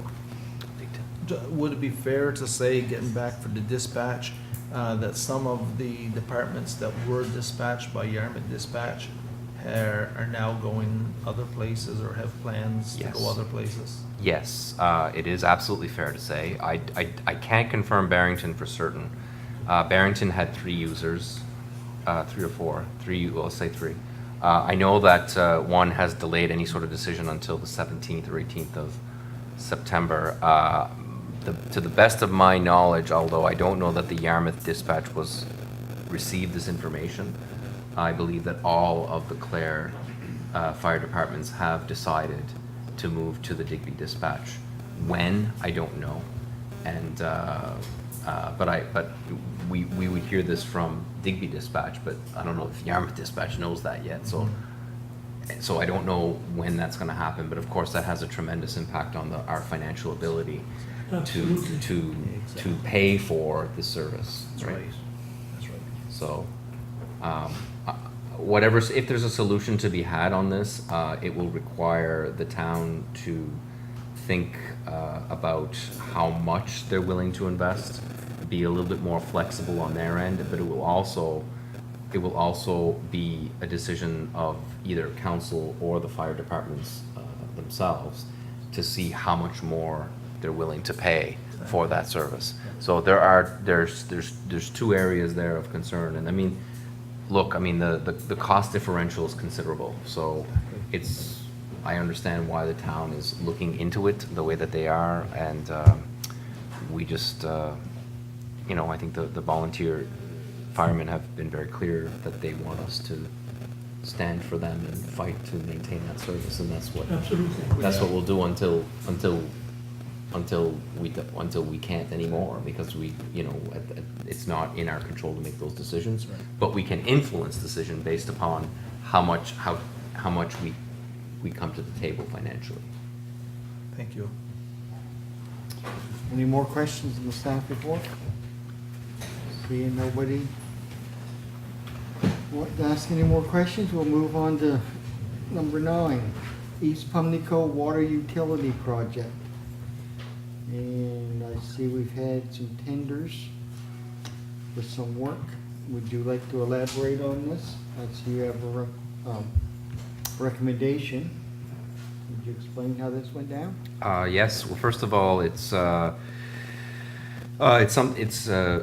certainly, this is budgeted for, first of all, and so it's within your budget, it's within your plan to do, and the process, I certainly agree with the process that Hans has applied, and I would agree with the recommendation.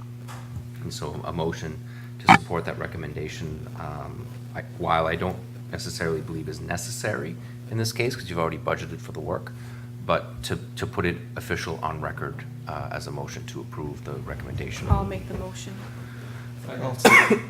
Excuse me. Yep. Question. Okay, all in favor? Aye. Against? Motion carried.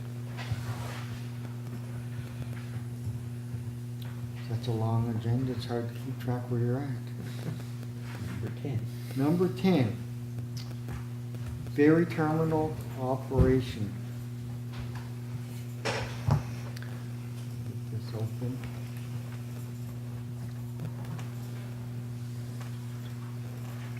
We discussed this before. There's a surplus, I believe, generated from customs. Generated from the operations of the ferry terminal. Okay. So, because the municipality of Argyle has made the decision to not own the ferry terminal, which was up in the air, I mean, there might have been discussions about the possibility, and there were discussions about 20% at some point. What actually came down in terms of decision is well, there was no percentage. There was a one-time amount, and there was the decision not to own the ferry terminal. So whatever accumulated operating surplus exists at the ferry terminal, I think, from my perspective, by making that decision, you've walked away from your portion of that surplus. And so I think in order to be clear to, in absence of an agreement that would say that, I think we would require a motion to confirm that that is in fact what we've done. And that the town and municipality will decide how that surplus is to be used. They have complete control. Move that we send a letter to CEO Gushu stating that we, his assumption is correct, that we forego any entitlement to any accumulated surplus. Second. Councillor? No? Any idea what surplus is? Yes. I think our portion of it. I'm not sure what the most recent amount is, but I think it was below 200,000. Let's say 180 is, and I don't have the exact numbers, but that's give or take. So, assuming 20% of that number, that's what we were dealing with. Yeah, just for information. Yeah.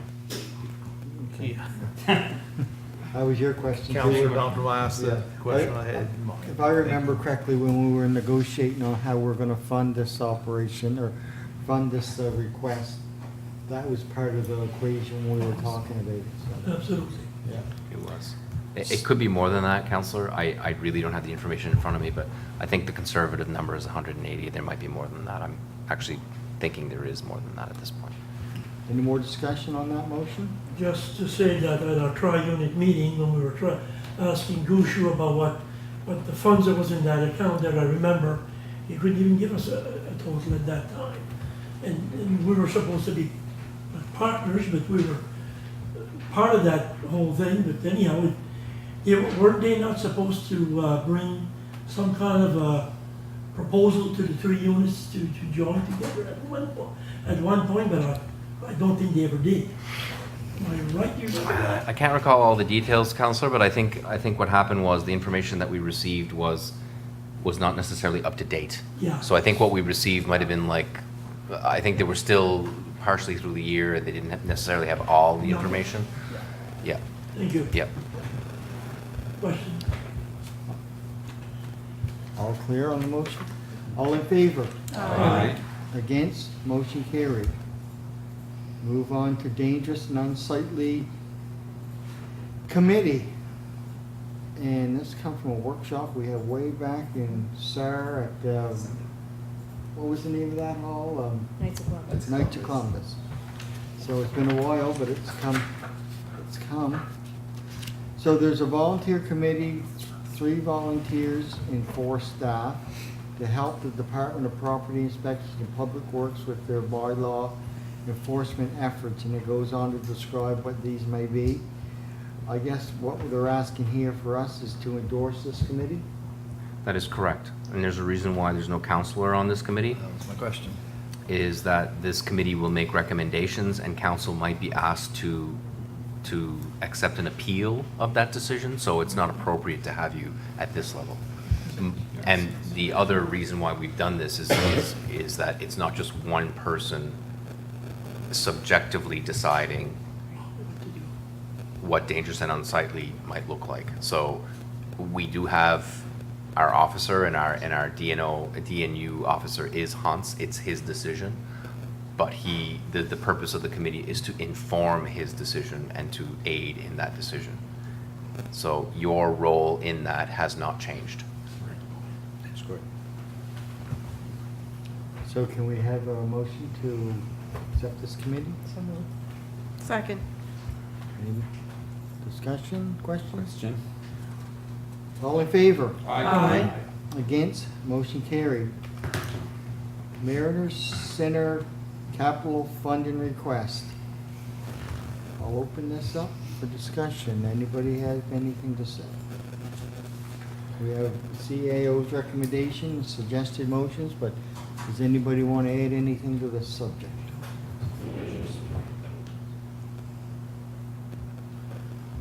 Councillor Surratt. I'll just add that we had already spoken about it, and I believe put some money aside for the LED lights. I think we had 40,000 put aside for that, and I guess where it needs a roof and the Mariner Center, let's face it, it's a capital need, but the Mariner Center is a place where a lot of our kids go, play hockey, grown-ups, not only kids. and it's well used, and I think it's well worth supplying for, to support the roof project too. So I'd like to make a motion that we move with the 33,333 as our portion of the LED lights, and the 21,667 as the for the roof. Second. Any discussion? The 21,667 is over the budget, right? Yeah, The we, roof, the roof, our part of the roof is 28,334, right? Yeah, okay, just so I'm clear, so. Yep. So I guess we had budgeted 40, so you minus 33,333, okay, yeah, okay, good. Thank you, Calvin. Now, just trying to figure out where you got the 21. I made a mistake, Calvin, it should have been 28. Thank you for correcting that. No, I just agree with Councillor Surratt. I think this is a huge piece of infrastructure that's immensely important for Southwest Nova, so I agree with the motion. We'll pay up. Piece of infrastructure that should have no municipal boundaries. All in favor? Aye. Against? Motion carried. Moving right along. Private road naming policy. I assume this is first reading. Do we have any policy in place at all now? We do not. So this would be official notice of a new policy that we created along with Alex, our GIS technician, to develop a formal process and guidelines on how to name new roads. We typically don't have any issues with the naming of new roads, but because it involves a petition with the citizens on the road, is it property owners, is it households, and what, all of that, those details are written down and put in the policy. The only, I guess, point I would raise in the policy would be that we've highlighted the 1/2, so majority approval, we put that means that more than half of the households on the road need to agree on the road name. That being said, there might be people that would disagree with the road name that would in the end become the name of the road, the name of the road. So just wanted to point that out. Otherwise, nothing changes in terms of the general process that we use currently. That's it. I've read through it, Mr. Warden, I've read through it, and certainly they've covered everything I could think of in there. Avoids confusion and duplication and stuff like that. It gives continuity, so yeah, this is great. So you need, yeah, I think just a notice at this point, we just, It's official notice for now, so the next council meeting Yeah. will bring it up for approval. okay. so this would be considered official notice, Yeah. yes. The one thing you, like, the significant piece there is civic address, Yeah. right? So those that have vacant lots don't have a civic address, right? So just keep that in mind, think about that, and think about how that might impact decisions that are being made, because just because somebody has a vacant lot doesn't mean they don't have a plan to put a civic number later, but we have to make a decision as to how the rule applies. And so I think that's a major part where that could be controversial. So just, I guess I didn't read through all of it, but if there's somebody like a landlord that has an apartment, is he the one voting, or is the the residents voting? from my perspective, it would be the person that owns the property, because that's the only permanence in that particular. Yeah, yeah. So in the past, we were just basically, somebody would make a petition, give it a name, get signatures, bring it in, we'd approve it. Yeah, we'd almost never have an issue. Yeah. One time, years and years Almost. ago, in Argyle Head there was. Yeah, I remember very clearly. Okay, So there you go.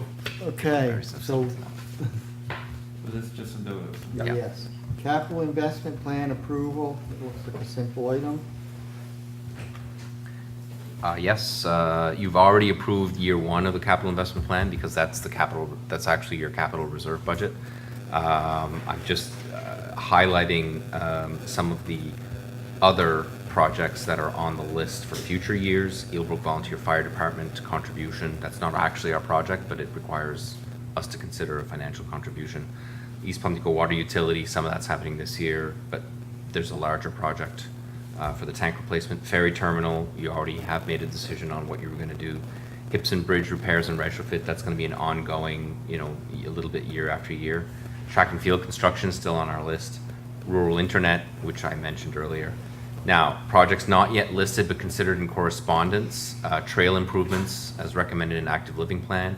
We also have like sidewalks or trails. One request that comes to mind is Drumlin Heights looking to put a walking path essentially between the school and their emergency shelter. They've asked us to consider funding that.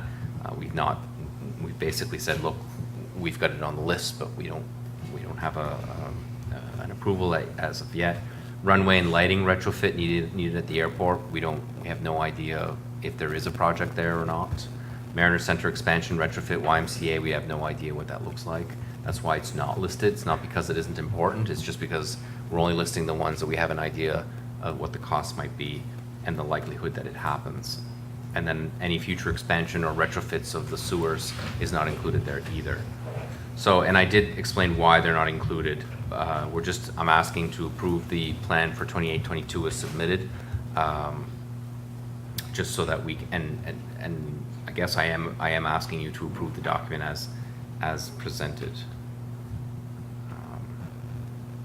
So move to accept the CIP as presented. I'll second it. On the question, like, I assume this spring we'll have more workshops to look at priority projects, and Yes. some of this may change. Yeah, just because you're approving the CIP that's being submitted doesn't mean you're obligated. The only obligation you have essentially is 1 year. So, and you've already approved that. Yeah. So, you know, and how it ends up looking and what you end up doing are two different things. It doesn't actually obligate you to do what's even in your capital budget. But it does, but the approval is required for the province so that they know that you've approved it. Okay, all in favor? Aye. Against, motion carried. Request for relief taxes and interest, this housekeeping, we've done this several times. Move that For we a total of, move that we approve the total being requested for relief of $1,043.30. Second. all in favor? Aye. Against, motion carried. On to number 11, other business, EMO assistance and well supply upgrade lending program. Seconded by Junior. Yeah. Thank you. Mr. Warden, on number 10, if we can just back up for 1 minute, I believe it was, or 10F, I guess. I was asked by Bradford if this was coming up this evening, or any discussion on lots and that across Great Pubnico Lake. I did not know that this is what this was about here, and that, so my apologies to Bradford if he's watching or whatever. I did not know, but he wanted to know about it, so just want that noted, Yeah. please. It's in the official record now. So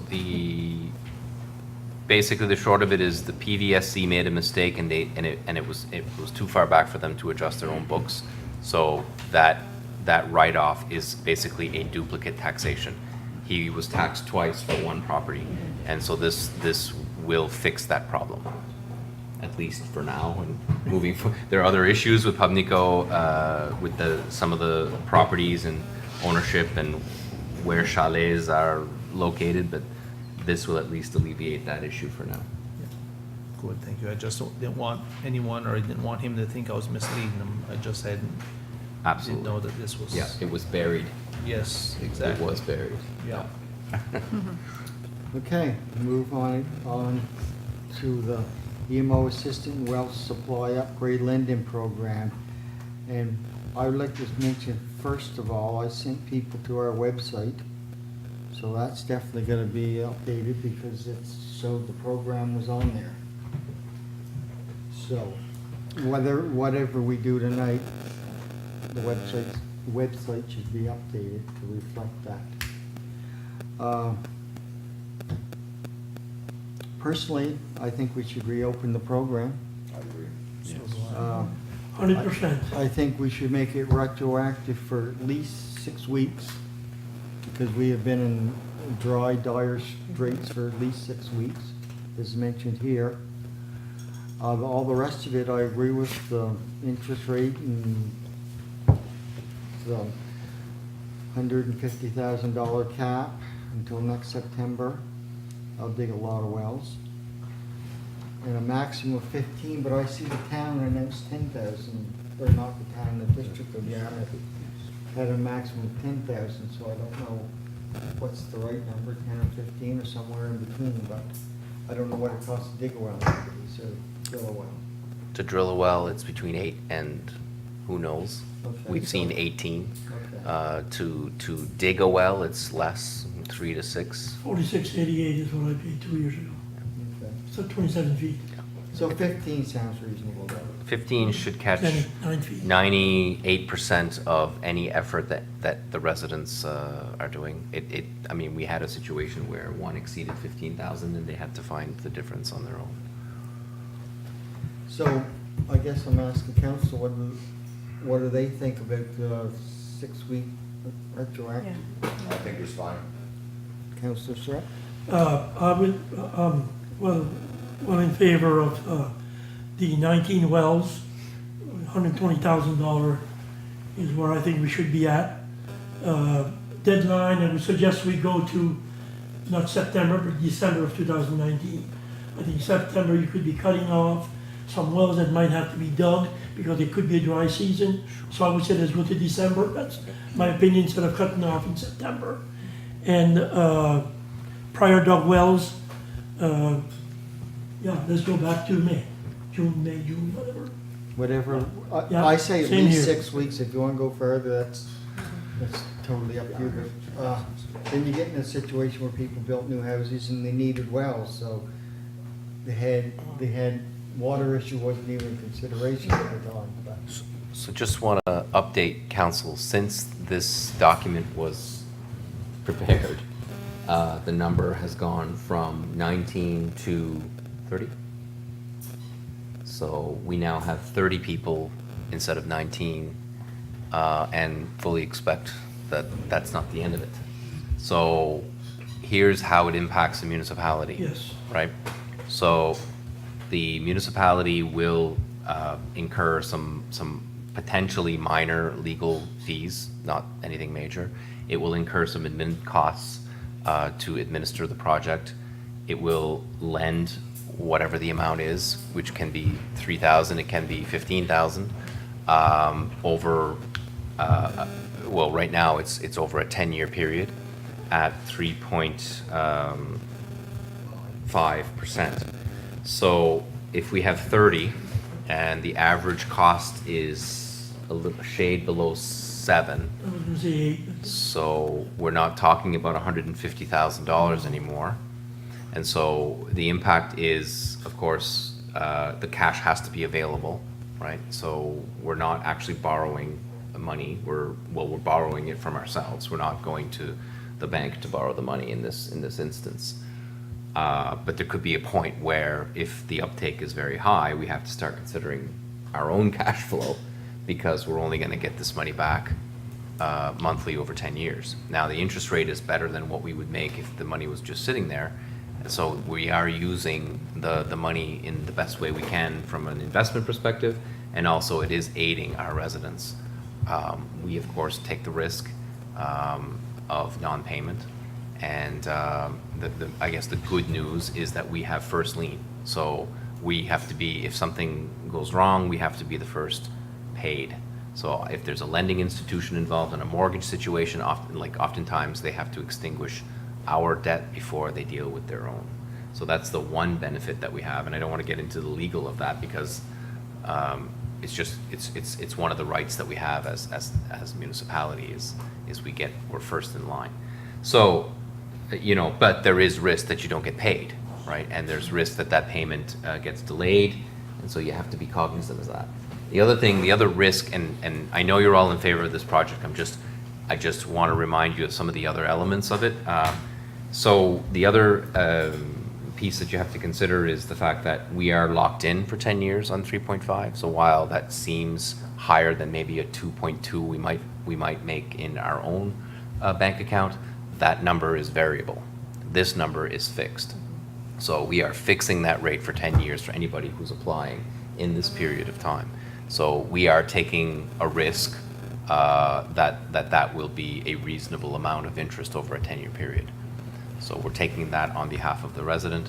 And so there is a tremendous administration of these contracts. Each of them have a contract, so we're talking about 30 contracts, right? So that requires some energy. And I'm not suggesting that's a reason not to do it. I just want for council to understand that if we're doing that, we're not doing something else. And so, you know, it becomes a question of priority of time and energy. Our proposal is that we would bring in the 30 or more. I mean, you know, whatever you are interested in doing, essentially, that's up to you, how many you want. We will sit with all of those residents and have a meeting or two and explain the whole process to all of them at once so that we're not doing it 30 times. And the finance department will lead this project. So it'll be Marcia, Bonnie, Sheila leading the administration and the execution of that, which of course the signature and all that still has to come from the warden, myself. But we're pulling it away from our deputy clerk because we're anticipating it would be a lot of work and it ends up in finance anyway. So that's just a bit of a practical piece of information that you should know. So at this point, the motions are already old, right? Because, you know, we went to, if we're saying 150 this year, you know, that might be half of what you need this year. So I'm not certain you have to make the decision of the lending cap at this time. What we do need is definitely that you will open it up, because this bylaw exists. It has existed since when we passed it, but the administrative and application process had a deadline because we can't necessarily manage it all the time, right? So we had a sunrise and a sunset. So now we're being asked to sunrise again, and we're happy to do that for the residents on your behalf if that's what you want. So think about the amount of the lending cap that you are comfortable with, and the impact that has on our capacity to spend that money in another way, right? Because that's locked in, remember? Yeah. So it would be like us investing in a T-bill for 10 years, right? And hopefully getting repaid. So that's the kind of consideration that I would like for you to think about, because I mean, politically it's obviously something you want to do, but those are the other elements that you may want to think about. I think if I remember correctly, from 2 years ago, we wanted people to be able to afford to dig a new well, but we didn't want to become a lending institution for people who would look at this program and the interest rate and say, hey, geez, you know, this is a good deal, and even though I can afford to, you know, pay my well, you know, this would be a good way to, you know, but anyway, so. Councillor Surratt? Couple of points. I don't think we can wait for another meeting to decide on this. I think the issue is there now. People have been waiting. If you've got 30 people on the list, we have to act tonight. I think by doing the wells, if it's 30 or 40, we'll be taking a burden off our staff next year and down the road. Because there'll be 30 people that will not be coming, again, looking for assistance. That's right. You know, that point to it. That's a good point. I would certainly want to put a limit on the number of wells. Maybe my counterparts can, I would say 40. That's my, just throwing a number. I think we're at 30. Could be looking at 40, but my counterparts, you can speak after. Those that built a well before, in 2016, 17, did they all take 10 years, or did some take 3 or 5? Or is the program only 10 and no such thing as 2 years if I want? You can change the term of repayment. The term of repayment in the bylaw is 10 years. One of them paid already, but that was due to a bankruptcy situation. So that was extinguished as part of a bankruptcy. So everybody else that's under, like, that is up to date and paying on a regular basis, it's 10 years. Very good. That answers what I had. Thank you. Yeah. Do we have everybody paid? With the exception of that one, yes. Yeah. Councillor LeBlanc. In the past, in 2016, was there a discrepancy on the type of well? Was the municipality just aiding in the choice that the resident wanted? We contemplated the thought of getting an expert in that area, but we're not an expert in it. And the province was unable to provide us with any resources that said, you can have consultants that say, well, the best place to do this is here. I mean, nobody's 100% sure. Of course. Anybody who drills or digs a well does, under our program, does it on their own risk. Okay, that was my question, because I know there's been, and forbid it happens, but there's a situation where you keep dumping money and you keep drilling or you keep digging and there's no water. If the resident, It's a risk the resident is absolutely, taking. and if the resident will get a quote and they'll deal with the situation. If it's a drilled well, they don't know necessarily how far down they go before water's hit, and so they might have a budget of 10 and it ends up 15, or they might actually do 3 wells before they actually hit water.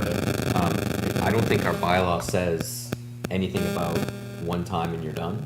It says this is the amount we're willing to lend for water, and this is the cap, and this is the interest, and this is the amount. Okay, and as far as the repayment, how does it's over 10 years, once a year? Monthly. Monthly. So Okay, so it's we not ins- added to the taxes? No, we insist on pre-authorized Okay. payments. So we're not asking people to give us, 12 times, like 120 checks, like. Yeah. It's pre-authorized payment. That's the only way that we. Gotcha. Collect. And in anticipation of just the consensus at the table tonight, we will likely be doing something. Staff will be contacting the 19, I think it was, residents. Now 30. 30. Okay. All right. Soon. I mean, we need to make a change to the bylaw, but that doesn't stop us from starting the ball. The only change to the bylaw is the interest rate. So we would just tell them, look, by the time you have this signed up, the interest rate's gonna be 3.5. So we can do all that in anticipation that that's gonna happen. Yeah. All right. That answers my questions. I would like to set expectation though that it's not gonna be tomorrow morning. I think No. we're gonna be able to sign up. The extent of the program and the magnitude of it is going to take some logistical planning before we actually talk to these people and get them going. I'm not talking about months, I'm just letting you know that it's not gonna be tomorrow. Yeah. And also the burden that it's gonna put on the contractors. Just to give you an example, we have 7 approved applications from 2016-17. There's still 2 outstanding applications that weren't able to get contractors to dig or drill their wells right now. So we were talking about 7, now we're talking about 30. So just to give you an idea of the amount of work that this will create and the lineup, I guess, that it'll cause. I would like to get a sense from you on when we get to our limit, and if we still have 12 people on the list, how would you like for us to proceed in terms of bringing it to your attention? Meaning? Do you want us to say, this is the cap the council has set, that's it? Or would you like for us to bring forward the amount of people that are still remaining on the list? Because I fully expect it will be upwards of 50, 60, could be 75 people by the time we're done with this, that are interested in participating in the program. Council. I would say that we have to set a limit and stick Same here. by it. I mean, Same here. this could get out of hand, and you help as many as you can, and when you've reached your limits, you've reached your limit. And you do it on a first come, first served Look at it next week basis, again. and then we can look at it again, in the future. But at this point, I mean, this could really get out of hand for us. And like Arceo said, it's not an easy, it takes time in the office, takes staff and whatever, and plus it ties up the money as well. So. Okay. I remember saying 2 years ago, we'll never go through this again. It was a 125-year record drought. Tell me about it. Was we wrong? I don't know if I agree with the cap. I'd rather revisit the issue if we see it. This is a serious issue. The first person after the cap versus the first person who applied has the same problem. And I fully understand, I fully respect that we can't tie up our money and we can only do what we can do, but this is a lot more serious than some things we put money in. I say we revisit. I agree with that. It's, And I agree with that 100%. that's exactly where I was going with this, and I also feel as though we've kind of got, for lack of better words, maybe roped into some of this, because I believe it was the provincial government Yeah. that said that this program was gonna be out there, but they did not come forward with any funding for this program. That is correct. And I believe I don't know really right now if the people in Halifax know how bad it is down this end of the province right now, honestly. And I feel as though maybe we should be going after them to see if we can't get some, funding relief from them. I very much agree that we should be talking to the province about strategic help in our area. I just brought up the radar here, and as we're speaking, we're seeing zero rain here in Yarmouth, and it starts in the Bay of Fundy, and it's because, if you've researched it, it's a factor due to our warmer waters being near the province, and it's funneling the rainstorms up the Bay of Fundy, and then it crosses below Truro and hits Halifax and the rest of the province. We're literally just seeing the problem right here. Exactly. It's Going isolated. to You're better than Stonyville, CJS. You're better going than to Stonyville CJS. this morning, I had the wipers on wide open Yeah. from Fort Mason. It starts up. I mean, I'm not saying I don't know where there's a line, but when you start heading the Clare area, the curvature in the Bay of Fundy starts funneling it inland there. But from there down to, the Shelburne area, zero. Like literally right now, it's downpouring in Digby So do you have and enough? Shelburne. Do you have enough information to move forward? And I'm like the rest. I like to.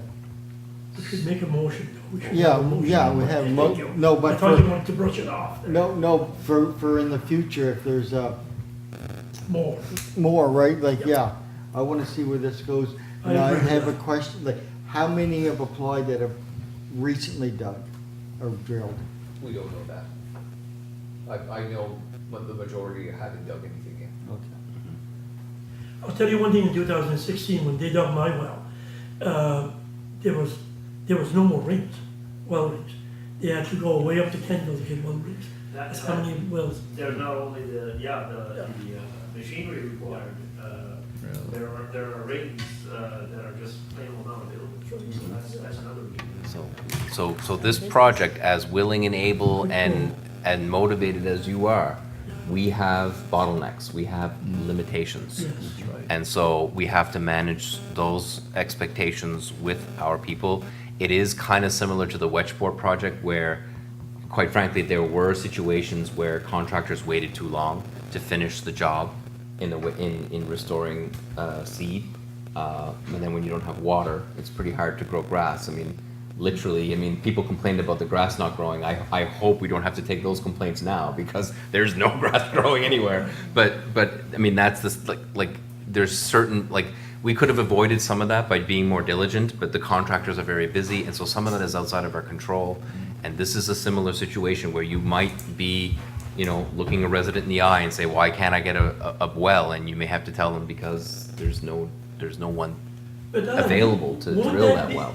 Won't that be to the owner to take care of the people? Yes. So what we do is say, here's the contract, Yes, sign it. yes. That's their bag, right? Yes, it is. I would agree with that, but that being said, those that are waiting, or those that are in line, or those that have an expectation, and why isn't it right? It's, Oh, I follow you, okay. Yeah. right, so, That thing is frustrating. anyway, so I guess from our as staff, I think what I heard is the interest is not a problem, and the maximum of 15,000 in individual loans is not the problem. The only thing is what kind of cap are we going to put, if we're gonna put any cap at this time? So if we don't get any cap, we're just gonna keep going, right? Like that's what you need to think about. I Like, think what you mentioned just a second ago about contractors not being able to fulfill is gonna be your cap. Maybe we can set a cap, but once the cap's reached an 40 emergency wells. meeting. And then revisit it if we go to 40? I mean, I'm just throwing a number. It gives us, So there's 30 The now. 150 is the slow down number. Till we have time to reassess it. yeah, and I mean, even now, the 150 is low when you go from 19 to Because it's 30. 240,000 right now. Yeah, it's, if we use the average of 6,000 that we've seen in the projects that we've already done, it would be 180, that would do 30. So if it goes up to 40, would be 240,000. So, That's a lot. I was just wondering, I don't know if we can actually put a cap on the wells or a dollar cap on the figure. Because if you When go, we revisit, if you go up to 40 and that, revisit, exactly, like put a cap as for how much money we're gonna mhm. put out right now, whatever wells we get done with that money, then okay, folks, we've went up to 21 wells. Yes. And that our money is gone, what do we do? So the cap, I like it. the cap decision has nothing to do with the bylaw. It has everything to do with how far staff goes without coming back. That's what the cap is, right? How far do you want us to go before coming back? Because if we don't fulfill, if we do 30 and there's 40 on the list, we're not gonna just stop and not tell you, right? So what number do you want us to go to before we come back? That's the only reason for a cap. Because there's no bylaw provision that says you have to cap, okay? It's, I'd say 240. And that would be, the cap would have to be in the money part of it, That's right. That's right. not the amount of wells. we would prefer a money because that's what we deal with, right? You could have 60 wells. We for could have 60 wells That's within great. that, right? We could. What I'm concerned about is the cash and how much cash is put aside. So I would prefer a cap on cash. If we do 60 wells, Great. great. Are you making that a motion? I am making that a motion. And I will second that motion. Any more questions? Question. All in favor? Aye. Against? Motion carried. So there's two other motions to make there. Yeah. And the only other thing, talking about that, I'd still like to let the provincial government know as to what's going on down here and see if there is any help available. It's because it is, you know, down, it's confined to this area for the most part of Nova Scotia right now. They announced the program and that, and sort of put the burden, not sort of, put the burden on the municipalities, and now we're getting into a crunch. So, I mean, we have a great working relationship with our MLA, maybe a conversation with him to bring it to Halifax. It's very isolated and it's very serious in our area. yes, it is. I imagine that the province's response to that will be that what we did was pass enabling legislation so you could do this in the first place, which is true. And so, my feeling is that anything we do on individual properties, they're gonna shy away from. So one of the things that we might want to do as part of this water lending program is to have the province seriously focus dollars on creating public wells, areas where multiple people can access, and then that way you're not dealing with any liens or anything like, they're not gonna touch that. They, honestly, like, And that's great too, though, going around, you know, a different route. Never Yeah. thought of that. You're yeah. still getting help from yeah, them. so that is part of the ask, that will be going to the minister. Yes. Have you considered, if I may, you're saying they won't want to touch individual bases, and you can understand the logistics why. However, we are, you know, there is a farmers and a fishing lending program, a loan program that they have at very low interest rates. Would they loan a municipality a low interest rate loan that we could therefore then, turn on to the residents at our risk? That's a great question. Just a thought. Yeah, that's a great question, actually. I obviously don't know the answer. Yeah, but of course, but I'm just saying there. It's actually a very, very strong suggestion as far, insofar as how they could actually help us. Just Yeah. a thought to mention it to them. Yeah. So, okay, we need a motion to max it out at 15,000 per resident. So moved. Second. All in favor? And we also, a motion, Interest. against, motion carried. We also need a motion to, for the interest rate of 3.5, if I'm correct on that?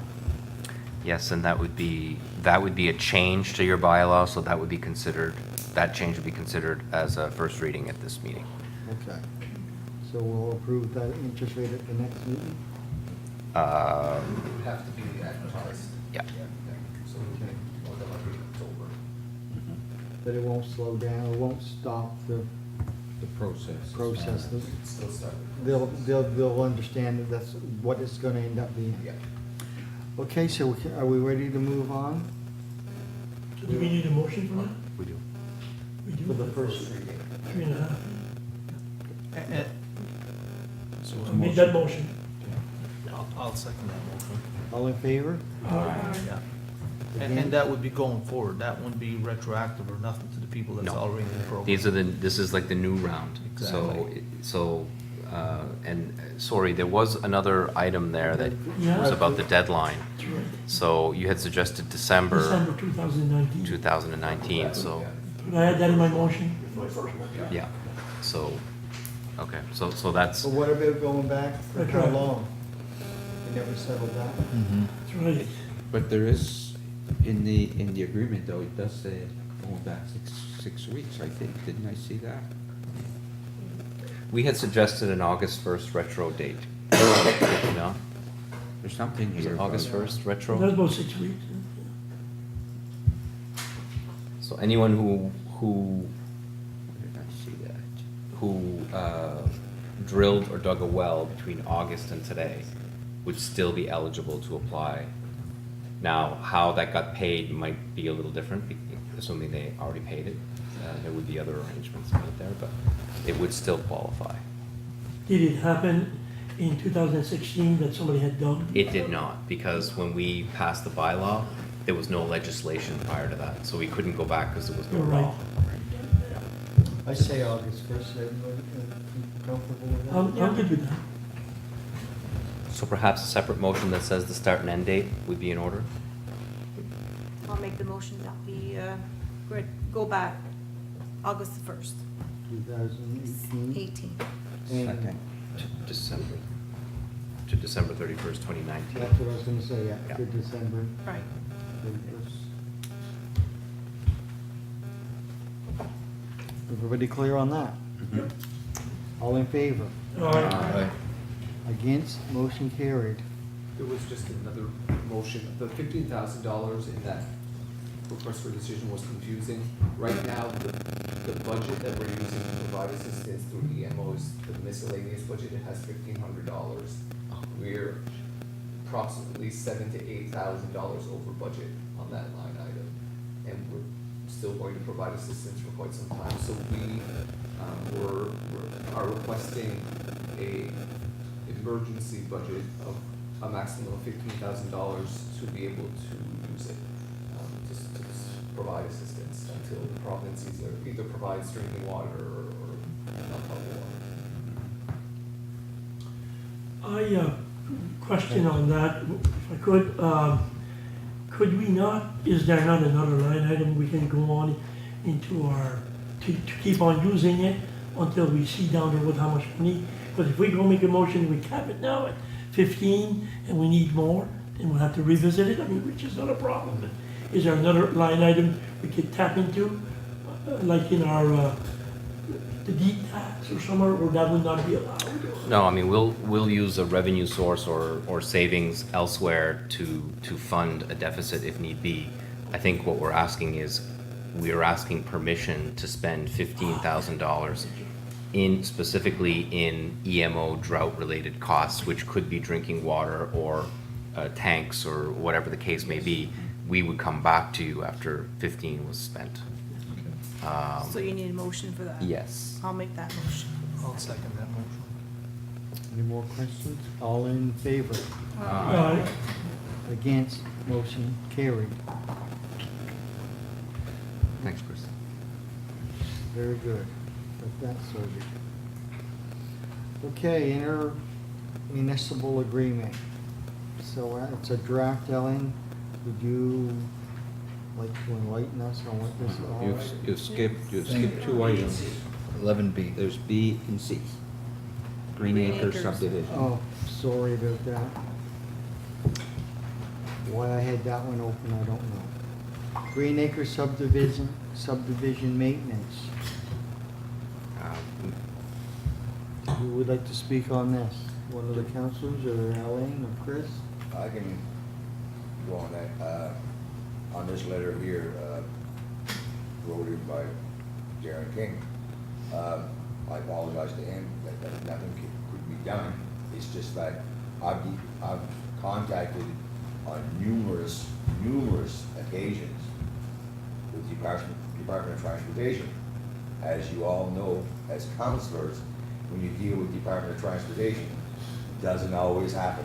We've had discussions about transportation and nothing seems to get done. Now, and for a while now, you call 742-2415 and you go to Halifax. It doesn't come to the Yarmouth, it goes to Halifax, direct. And they say, yep, we'll take care of this. They'll pass on the request. Doesn't mean they're gonna take care So of it. where are they passing it on? It should be passed on to here, that people like know these places. I mean, on numerous occasions, I've got the Green Acres that I've complained about with Department of Transportation. I've got Como's Hill, the road down that goes to the beach, which is a nice road. It's so rough, you can't even get down there sometimes. Can I say something on that? Yeah, you can. Okay, when you call that number, they're supposed to direct that complaint to the proper base, which in our case is Yarmouth. They said they If ever you call, ask them for a ticket number. asked for a ticket. A ticket number, See, I wasn't aware of that. because then you can Is anybody call. else aware of that then- here? Then you can call again, if nothing is done, and you can call again with that ticket number. They will be able to answer whether or not the department has done anything. If they haven't done anything, they'll want to know why, right? It gives you a track of your call, of what you've done. And Doesn't which mean number, it's and gonna which get number do you done. call for that? Pardon me? 2415. Any number, any highway number reaches that number. And they will give you a ticket number? Yes, they will. I've had it. So Halifax, if I Yeah. call Halifax again tomorrow, Yes. and I ask, I'll tell them it's for Burst Drive. and- Yeah, they may not be able to go back because you don't have a ticket number. It's gonna be hard for them to go back and say, well, Okay, you know. but if I call them again tomorrow, ask for a ticket number. and then they give me a number, Yes. I mark that down. Then in 3 weeks, 4 weeks, nothing, you haven't seen anybody on that road, you call them again and you say you want an update on that ticket number. And then that way they keep calling, they won't call base again unless you call again, right? But as soon as you call again on that same ticket number, they're obligated to give that message back. And that's one way that we can keep on top of what the department is And doing. why did they do this in the first place? Like, take the number that you got, like the No. 742-2415, and it goes No. direct to Halifax. That's happening in a lot of government offices now. I mean- You can't speak, unless you have a personal number, you can't speak to an Oh, yeah, well, individual most of the here. places you have to call, they'll ask you the color of your shirt and the Exactly. color of your pants. and So what that's kind of one thing shoes you got on. should, that's one thing you should do. If anybody calls, ask them for a ticket number to keep track. I'll tell them I'll do like Forrest Gump, I'll run there. 742 2415. 2415, 2416, or any of those numbers. 4615, yeah. I call 2415. Okay. And that's- That was the number that was in Yarmouth. That's the base. I've been using email because of the meeting that we've had with them here, and they said And you go emails. direct, then Then the you only go thing, the only thing with that is, it goes directly to whoever you're sending the email, so there's no record at the Yeah. call center that you've done that. And I'm learning this now.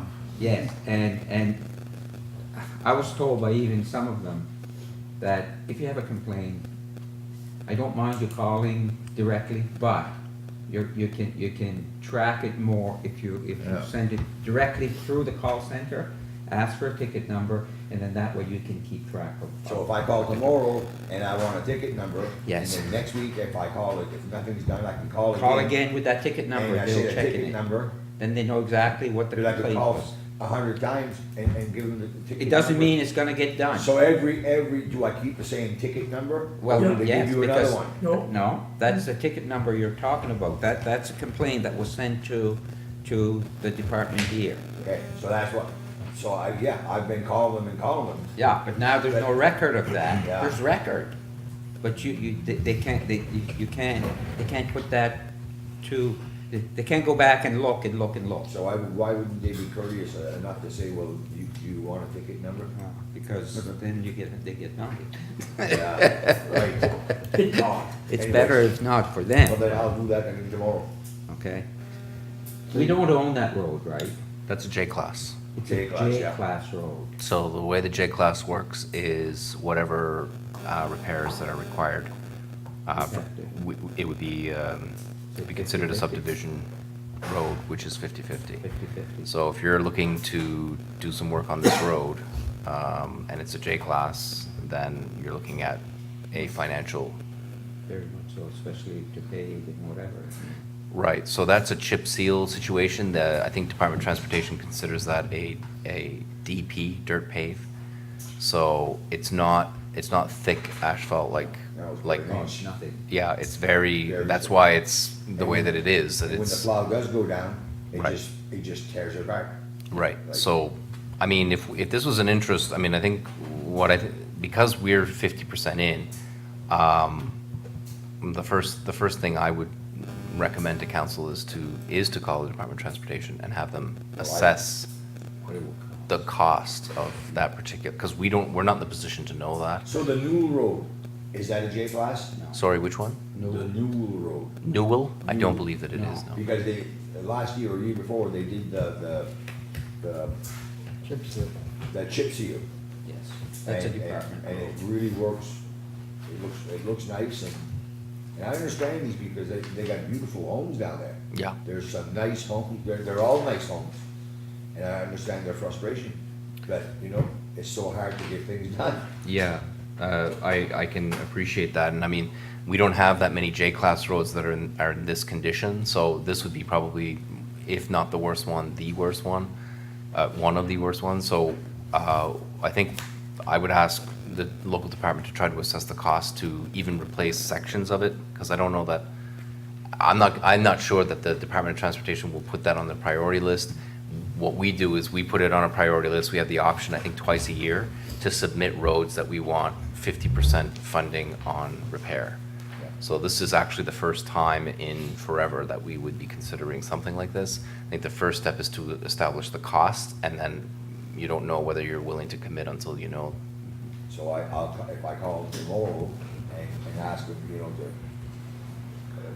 to have a look at this and maybe, and then Well, the next meeting we have, maybe we can send a letter to the Department of Transportation to have them Yeah. assess this. well, Councilor Murphy, I would suggest that if you wish to make that a motion, then it would come from council, and then you can follow up as much as you want as a concerned councillor in that district, but then you'd have the support of all of council. And the motion would be and what I mean by, I don't mean a commitment to actually do the work, I mean a commitment to understand the cost of doing the work.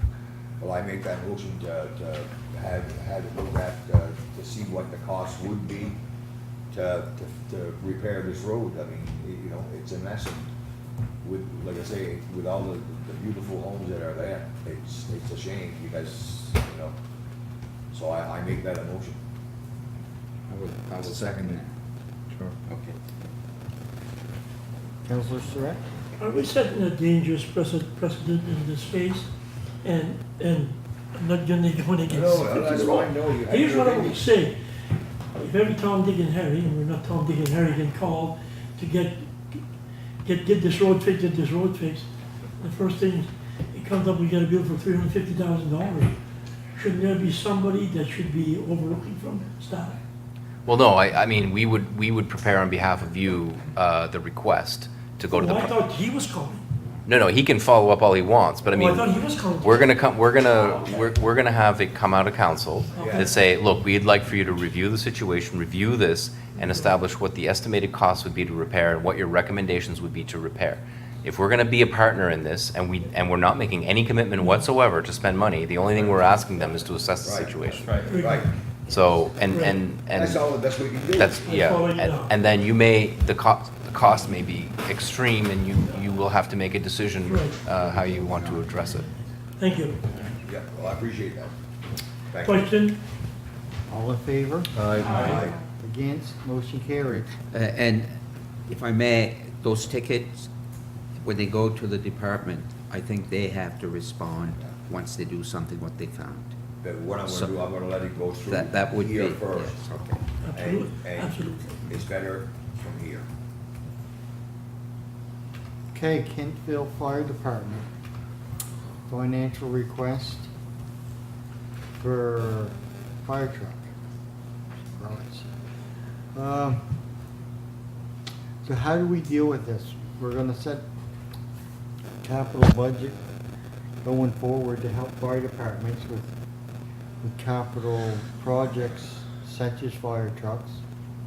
What do we do with the ones that come in the meantime? How do we prioritize who's next? Well, we have a policy on that? Did we set up a policy? We have a motion to develop a policy. The policy is not developed. So my suggestion to council would be to thank the Kemptville Fire Department for their request for funding, and that we have to consider that once the policy is completed. That's the instruction you've given staff. I think we should stick with that.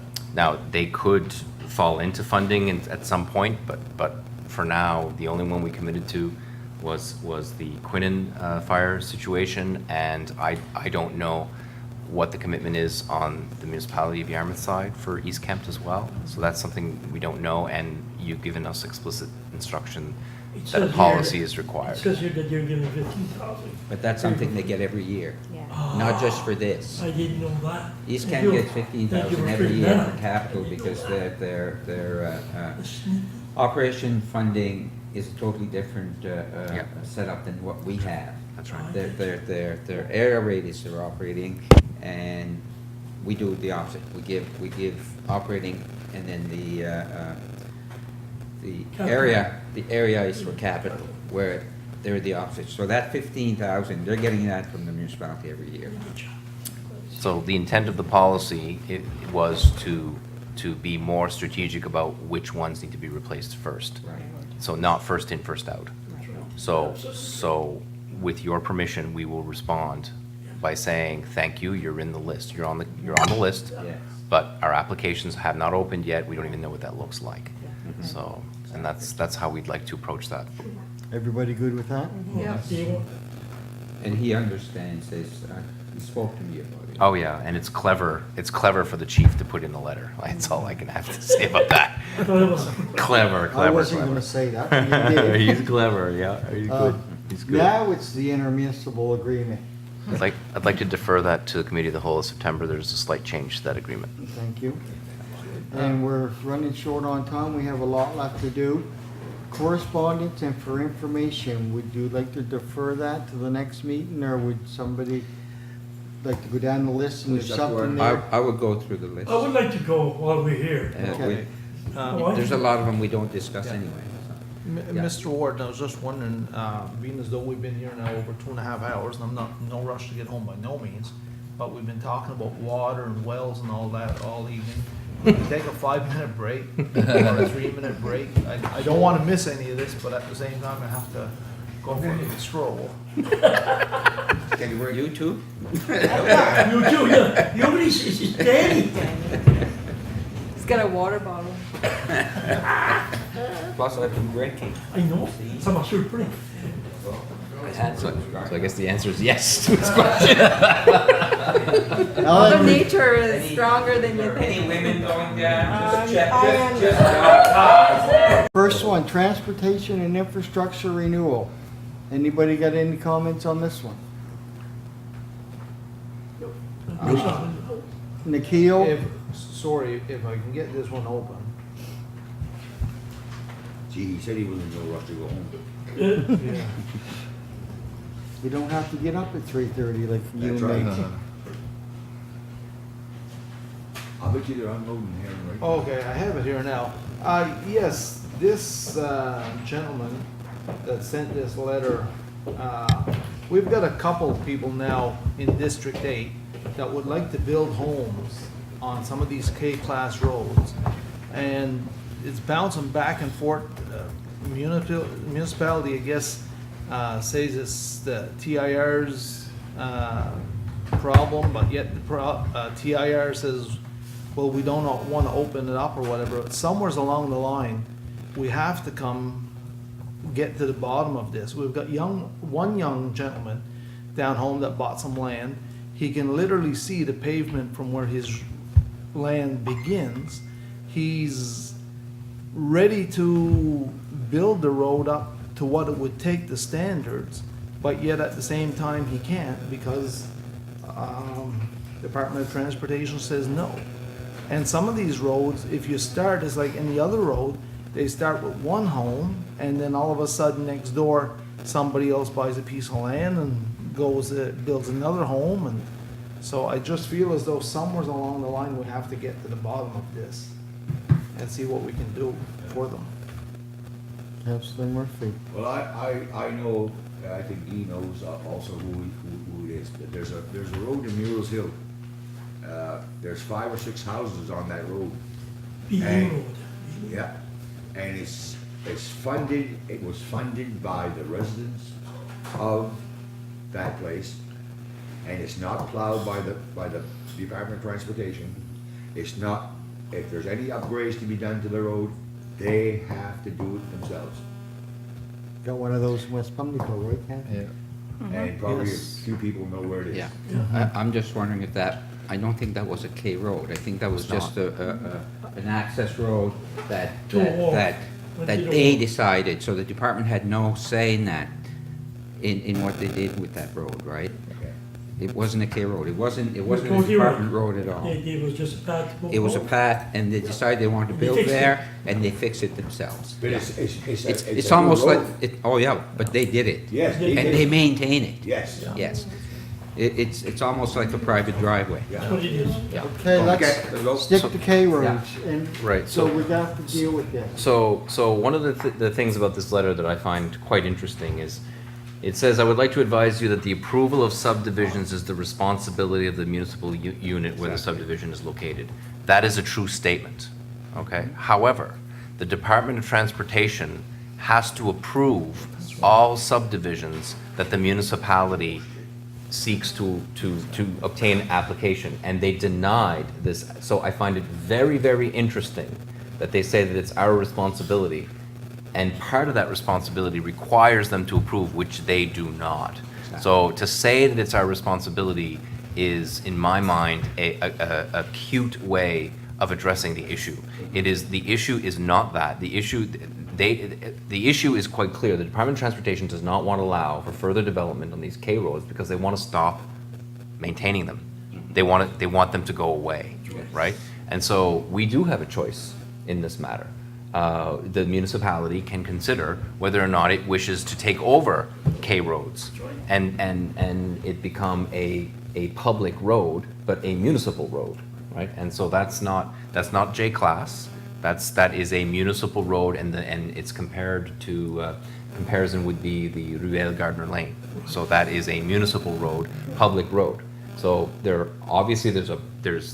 is a big shift in policy from the municipality's perspective. It is inside their right to do that.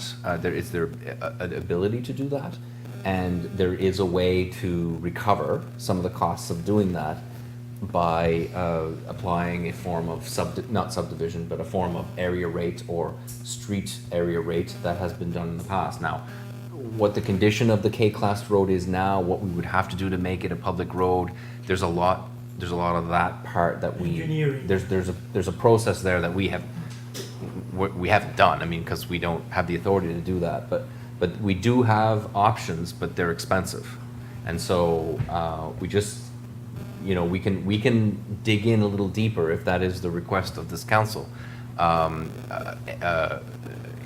Generally around what all of the K-class roads are in the area, which we have a list, what the conditions are of each of those roads, and which ones you may or may not be willing to go entertain. I believe right now the land use bylaw has specific provisions around what you're able to do with K-class roads, and I believe it allows you to entertain that particular service. Now, I'm not sure what the new land use bylaw and municipal planning strategy say, but right now the old one's in play. So all that to say is that's what I know, and there's a lot more about it that I don't know that would require further investigation. We do have options, but then they are not necessarily. Not necessarily, but they may be reasonable. I mean, we haven't done the investigation, so it's just, the letter is interesting. Would it cost much to do the investigation, sir, to just see what our options or the options would be for these people? I mean, there's no cost in obtaining the information. Okay. Again, it's the same thing as our previous conversation about Green Grove, Green Acres. Okay. The information is key to any form of decision. So if we can get that kind of information, the history, what the engineering would look like for those roads. If the Department of Transportation does not have that information, I'm not sure who would, but quite frankly, it's their road, but we can obtain or seek to obtain that information. Do they have to be built to highway standard if we do that? No, they do not. I don't believe they do. Because we would own it, it's up to us. Yeah, we don't have a road standard for any road. Any of our roads. And so, however, if you're going to take over a road, you may want to be in a situation where you have some information insofar as its condition and it's We don't want to build something that's going to get so muddy every spring that we have to be out there Right. fixing the road. there's nothing wrong with obtaining information, but the information may scare you because it's expensive. So do I. I feel as though we owe it to these people, yourself, and you've been working with me and for them. There's no saying you haven't. But we're just getting up to a roadblock each time. And this young man bought a nice piece of land. I know the road he wants to use, this K-class road, and that is definitely, there's no mud on it, because you're driving on one big solid rock all the way down. So it's not as, the mud would be an issue on this road. So I'd like to see us go a step further for these people anyway.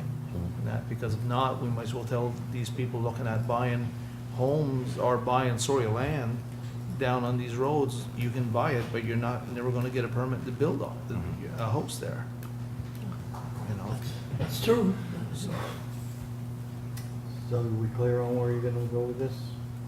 If it's the will of council, you can, certainly if you want to make a motion to give us that direction, we'll certainly I look into it. definitely make that into a form of motion, that we see what we can do as far as K-class roads and working with the provincial government as to where we can go with this.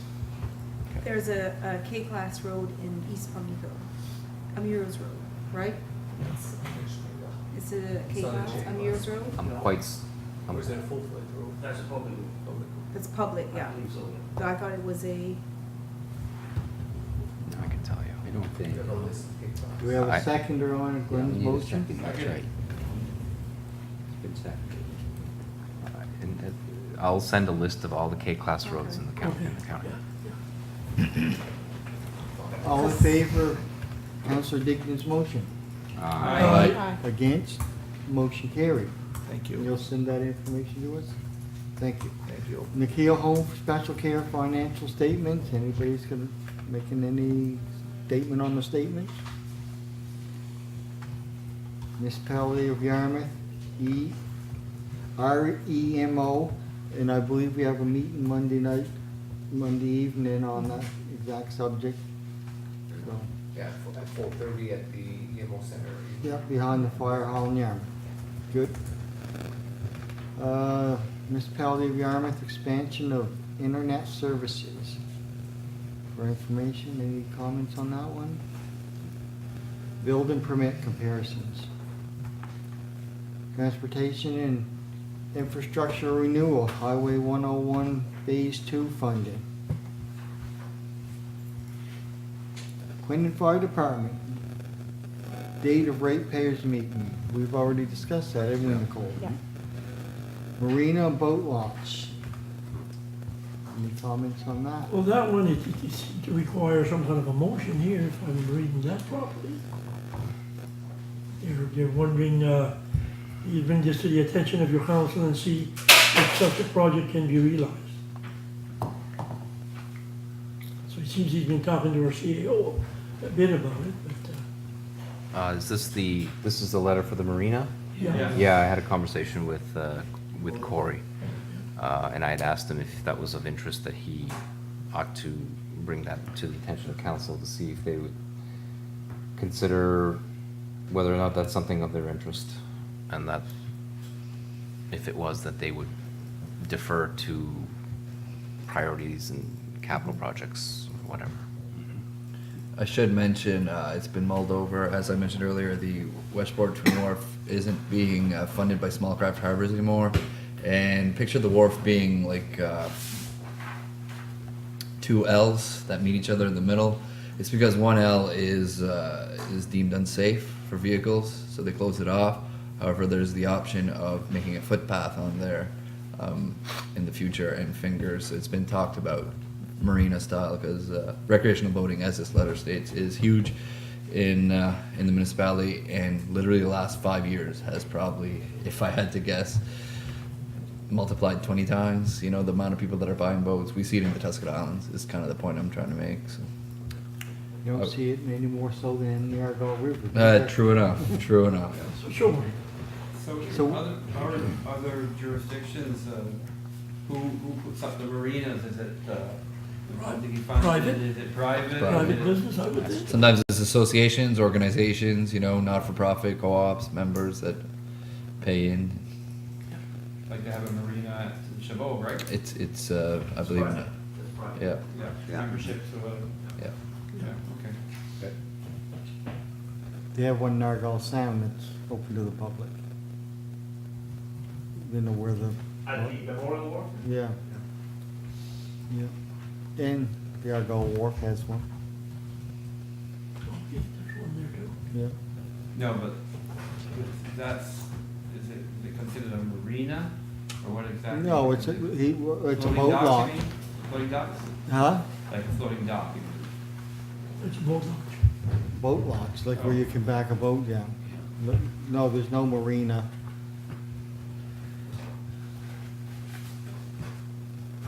I don't know where you'd build a marina with a boat launch. Anyhow, with this information, So if there's two things you can do there. You either defer it to a priority setting session, or you do nothing. If you do nothing, we're not going to do anything. Well, So just- if it's something you want to consider, I would suggest you give us that instruction to defer. Doesn't mean you're making a commitment to do it. It's just, I if would you, defer it to priority when we come to that. We should talk about Yeah, it. we should Yeah, talk for about sure. it. first wouldn't we need a location, like where somebody would be interested in doing this? yeah, so there's a process. Yeah. And we don't know if there's private interest or public interest, or, so. Okay.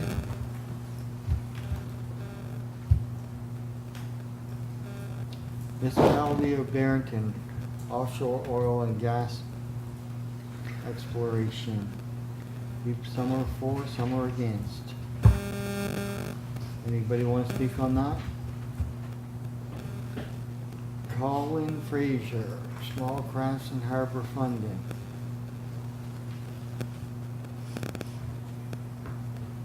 Been on the Chronicle Herald a couple times, we've seen that. Yep. Argyle aquaculture presentation.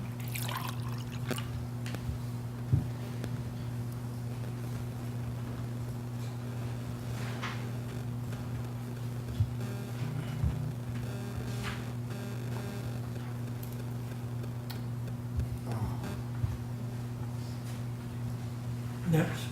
Yeah, I lost, I lost my You agenda. seem to be lost. I was wondering We what's know going it. on. Everything wouldn't open up. Minutes of silence. Remember the I thought the aquaculture project was great. We didn't realize we needed a moment of silence. 2018 building permit comparisons, update on fire training facility. Just a point on that, that's pictures of the facility that you funded to build at the Yes. West Forge Fire Department. Westport. They are going to be beginning to train on that this year. They tested it out, pictures of the scene, so now we should be beginning to reap the benefits of that investment. They were telling me the other day it's gonna save money in the long run. training. Gosh, they're sending it away. We'll be able to do level 1 and 2, level 1 and a portion of level 2 training in that facility. It's potential that they might be interested in upgrading it a little bit for a full level 2. This is money we will save for sure. Good to hear. Electoral Boundaries Commission presentation and information, that was already held, several attended. Quinnon Fire Department area rate meeting minutes, that's been discussed. Community grants. Somebody make a motion for the first one, please. So move. Second. Argyle Harbor Community Cemetery, Harbor View. All in favor? Aye. How much? Against? There's no amount. 500. 500, okay. East Kent Meeting House Society. I'll move that we give $500. Second. All in favor? Aye. Against, motion carried. Again, it's for $500, Argyle Historical Church. I'll make the motion. Second. All in favor? Aye.